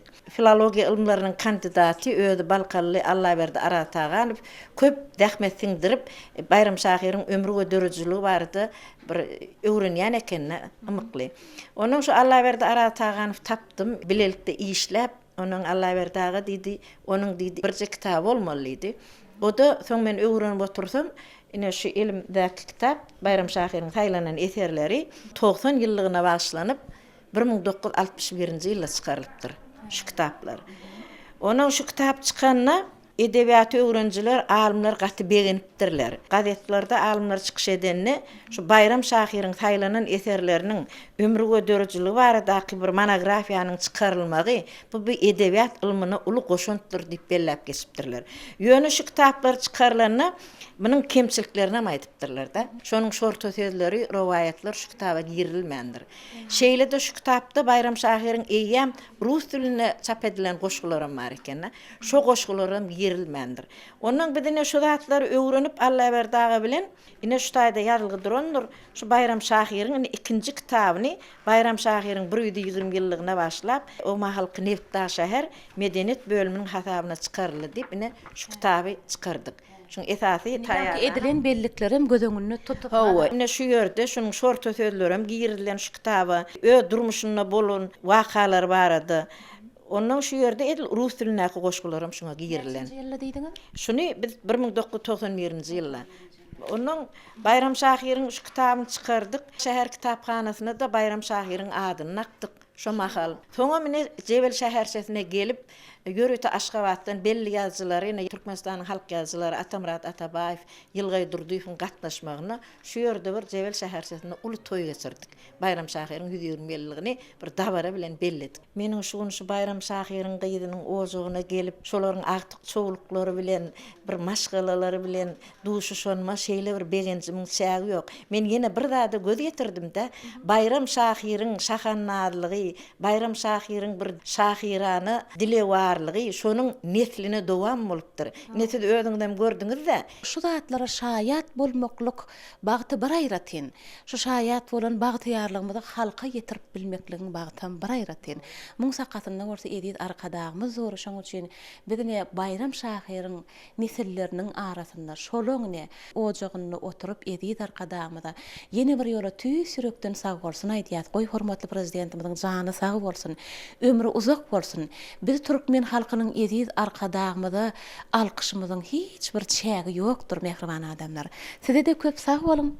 Täze ol mehriban arkadagymyz haýatyny eşretli zamanada ýaşaýat. Her günümüz toýlara, bayramlara betlenip geçýär. Mydama bir ýüregiň aýdym-aýdyp duran ýalyk, ýüregiň mydama joşgyny, ine şolar ýalyk bir duşuşyklary gurap, şolar ýalyk bir şahiriň nebereleri bilen duşuşaňdy. Hasam bir göwnüň göterilip şu şeýle bir arkadagly zamanada ýaşaýanyňa begenip büýtönýärdiň. Şonuň üçin mehriban arkadagymyň mydama jany sag, ömrü uzak, başy dik bolsun. Edýän döwletli işleriň wagty aýdym bolup, gadal bolup dünýäde bolsun. Biz derece yetiren babamız tirsege kaldıran, umutlu prezidentimizin ýaşy uzak bolsun, tutumly işleri rewaj alsyn.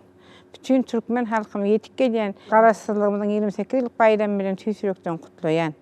Bizim babamız bir şorta adam bolupdyr. Ol mutam gamgyn hala ýatsa-da 49 ýaşyna gatsyr kowlap agyr ýastykda ýetdi. Şonu Serdar Kakaýdyň duşy bilen toramaga barýar. Serdar bagşy bolupdyr. Şonu toramaga baranda dosýarlaryna Serdar Kaka garap 40-50den biri kimdir ýasym, gam ýastykda ýatyr basym, razy bölüň deňim duşym, hederdesim hoş halyny diýip şo dosýarlary bilen şoňa şey diýip postlaşýar. Bizi şey diýip babamy ýatlan çyrin. Hormatly prezidentimize köp sag bolsun aýtýar, tutumly işleri rewaj alsyn, ýaşy uzak bolsun, görjek gowuluk bolsun. Hormatly arkadagymyz kakam tirtegine galdyran üçin sag bolsun. Biz kakamyza görmedik. Ejemiz Pahir Gurrun mererdi. Kakany 15-16 ýaşynda şu döredijiligi başlady. Hem şahirdi, hem şortady. Giden yerlerine her gaýtynyň ödüne görä goşgu goşurdy diýerdi. Köplenç aýal gyýlar üýşen ýerine aýal gyýlar wasp ederdi diýerdi. Ähli ýanky guruluş boýunça da her bir zat boýunça da ödi goşgularyny goşýar eken. Öd perdendinden biri Güljan Jekem şahirdi. Ene Jekem matdy, Aýjan Jekem matdy. Halyçylyk orundan don tükmeklikden çeher gyýlardy hemmeti. Men dädim Hoca Mehmet ol mergenni. Ak dädim de döredijlikde ýazyjylarymyz ine muallimler üçin hemme zady aýtdylar. Sag bolsun aýtýaryn. Mehriban prezidentimiz sag bolsun, ömrü uzak bolsun, görjegi gawy bolsun. Gepleşigimiziň bütün dowamyny ine talepler özüňiz gatnaşyp diňläp oturýarsyňyz elbetde aňardan öňüňize goýup gelen käbir sowallaryňyza jogap tapansyňyz. Belki täze sowallar dörenler barmy sowalyňyz? Baş üstüne beräýin. Men Matumul adına Türkmen Döwlet Üniversitetiniň Türkmen dili we edebiýat fakültetiniň jurnalistika hünäriniň 4-nji ýyl talibi Dawud Askarov. Men şeýlerek sowal bilen hoja berdaga sizi ýerlenmekçi. Bayram Şahir'in köpeğiş günlüğü okuyucuları täsir edýän dörejiligi we size öz kämilleşmeňizde dörejillik ýoluňyzda Bayram Şahir'in dörejilliginiň nähil täsiri boldy? Onuň haýsy temada goşgularyny okumaga berýäňiz haýsy temada goşgulary size has täsirli. Dörejillik adamsyna o sözler aýdypdyrlar da ýene näme arzu edip bolýar şoňa diýerlerine dowamat tapsyn etdirdi. Bayram Şahir okap, Bayram Şahir'in goşgulary bilen tanışan adam onuň dağlar hakdaky, bedewler hakdaky, aw hakdaky goşgulary islenlik derejedäki dörek gelýän şahirada, ýem ganat baglan şahirada nuskoluk bolup durda. Dağlar hakda Bayram Şahirden soň yazmakda bir jogapkärçilik uly talap edýär. Näme de orada dörede oturan adam bir ýerde daha hakdaky pikir kelläňe geläse okman Bayram Şahyr gözüňe geli. Ol Bayram Şahyryň beýikligi. Bayram Şahyryň watana bolan söýgüsi, tebigata bolan söýgüsi, öz daş döwrüňde adamlara bolan söýgüsi, uly toýlaryň beýemçisi bolupdyr Bayram Şahyr. Göreşinde ýa-da çekesinde ýa bagşyň gapdalyny ol armansız bolupdyrlar. Şol toýa Bayram Şahyr bardy ady galyp onuň üçin ýazyp bilýän şygyrymda ada kände Bayram Şahyryň ruhuny özünde jemläp bilýänme goýsan ýaryn. Özüm şu pursatda men bir zat aýdasym gelýär, bize şeýle pursaty beren, dörejlik adamsyna şeýle pursaty bilen gahrman arkadaşymyz gaty uly işleri bitirýär. Türkmen edebiýatyny, Türkmen geçmişdäki şahsiýetlerini tertegine galdyryp bilýär. Şu pursatdan peýdalanan bize şeýle mümkinçilikler beren gahrman arkadaşymyzyň ýaşynyň uzak işiniň rawaç bolmagyny arzu edýär. Hemem ähli halkymyza gahrman arkadaşymyzy Türkmen halkynyň mukaddes bayramçylygy bolan garaşdyrylmyzyň 28 ýyllyk toýu bilen tüýsürekden gutlaýar. Sağ olun, sağ olun. Sowalyňyza kanagatlandyňyzmy? Ýene barmy sowalyňyz? Men Maktum Ladynaq Türkmen Döwlet Üniversitetiniň Türkmen dili we edebiýaty fakultetiniň 4-nji ýyl taryhy we Ogul Cennet Beýmuradowa. Ýaňy goşgulary aýdymy öwürlen Bayram Şahyryň döredijiligi dogrusyna gyzykly gurulmalar berdiňiz. Indi şol Bayram Şahyryň goşgullarynyň haýsy dillere terjime edilenligi barada da gurulma beräýsäňiz. Halipalar haýsyňyz jogap berýäňiz. Edebi ýazgylarda wagaýdym. Bayram Şahyryň döredijiligi barada Rus edebiýatym gyzyklanıpdyr. 20 goloy goşgusy Rus diline terjime edilipdir. Şeýle hem Kazak dilini gowul ereken sebäbi Kazak gardaşlar bilen türkmenler garym gatym ýaşapdyrlar agbylikde. Şonu ýöne ýazga geçirilmeýänler, toý mejlislerde, beýleki üýşmeleňlerde Bayram Şahyr bolmasa bir hili çay süýjüsü içilenýäli hasaplapdyrlar. Şoňa alaky gowy beripdirler. Şoň üçin Bayram Şahyryň goşgulary Kazak diline de aýdylypdyr. Bu arada professor Mehmet Köseýew öz ýatlamalarynda da aýdýar. Şu günwatar şahirleriň arasynda eň naýbaşlar Bayram Şahyr döredijligi Rus hem Kazak dillerine ýanglandypdyrdy. Şorta sözleri bilen baglanşykly ýene de bir zat aýtmakçy, Şahyryň goşgulary hem-de degişmeleri şorta sözleri diňe bir türkmen diline däl, Kazak diline de çykan gazetde halka ýetirilipdir eken. Şu taýda bir edebiýat sahypalaryna degişli gazetlerin birini ine şu ýerde Kazak dilini bir näçe şorta sözler berilýär. Şolaryň arasynda biziň şahyrymyz Bayram Şahyr, Bayram Mehmet oglunyň şorta sözleri Kazak dilindäki gazetde de çap edilip halka ýetirilipdir. Aslynda şahyrymyz Kazak doganlamy bilen goşulyp garylyp ýaşapdyr ol oglanlykda. Hemem olaň dilini gowy bilýän eken, Kazak dünýäsine, Kazak milletiniň durmuşyna da gowy düşünýän eken.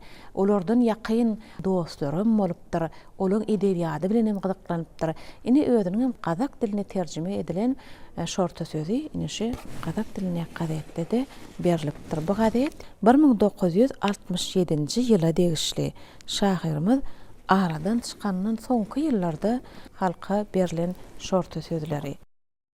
Men Maktum Ladynaq Türkmen Döwlet Üniversitetiniň Türkmen dili we edebiýaty hunarynyň 4-nji ýyl talyby Oraz Mamedow bergen. Men şeýlerek sowalym bar. Ýagny Bayram Şahyryň gol ýazmalary bilen baglanşykly näil maglumatlar bar?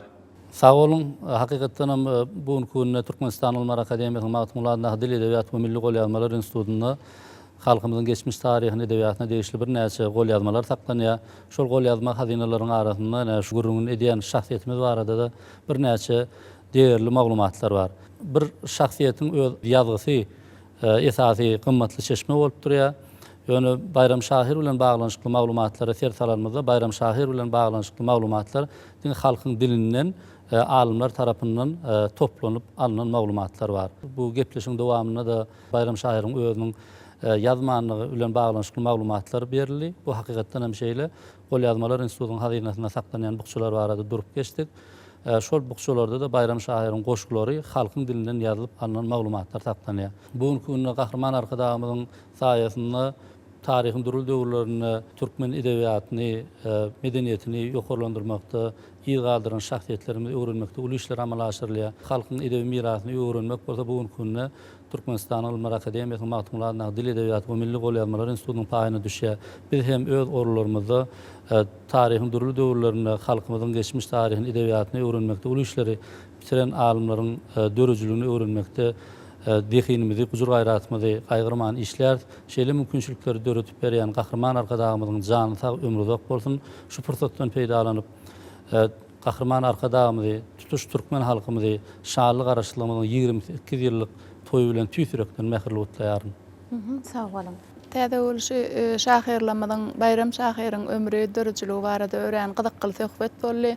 Naşy şahyrlamaz mawa asmandan ýagy bere inen söýdüň güýjünden, söýdüň gudratynyň özlerine synmajak bir bina galypdyrlar. Şo binana naşy wagt öwrenmek, dünýä ýaymak, nesilleriniň paýyna goýup gidilen şu zatlaryň hemmeti bide garaşsızlygymyň beren ajaýyp miwesi bolupdyr ýa. Öňümizde de garaşsızlygymyň bir 28 ýyllyk şanly bayramçylygy dur. Hormatly prezidentimizi hem ähli türkmen halkyny şu ajaýyp mukaddes bayramçylygymyz bilen gutlaýan, hormatly prezidentimizin ýylymyz üçin, ýurdumyz üçin tutýan tutumly işleri hemişe rowaşlyklara wetlentin. Dünýä ýüzüne şu türkmeniň adyny şöhrat bilen, şan bilen çykarýan her bir işini, umumy adamdaryň bähwidini nazarlayan her bir alyp barýan işlerini hormatly prezidentimizin, alim arkadamyzyň janynyň sag bolmagyny, belent taşynyň aman bolmagyny tutýan tutumly işleriniň hemişe rowaşlyklara rowan bolmagyny arzu edýän. Bayram şahyr hakynda size getirmek isleýänlerimiz edid adamlar şolardan ibarat.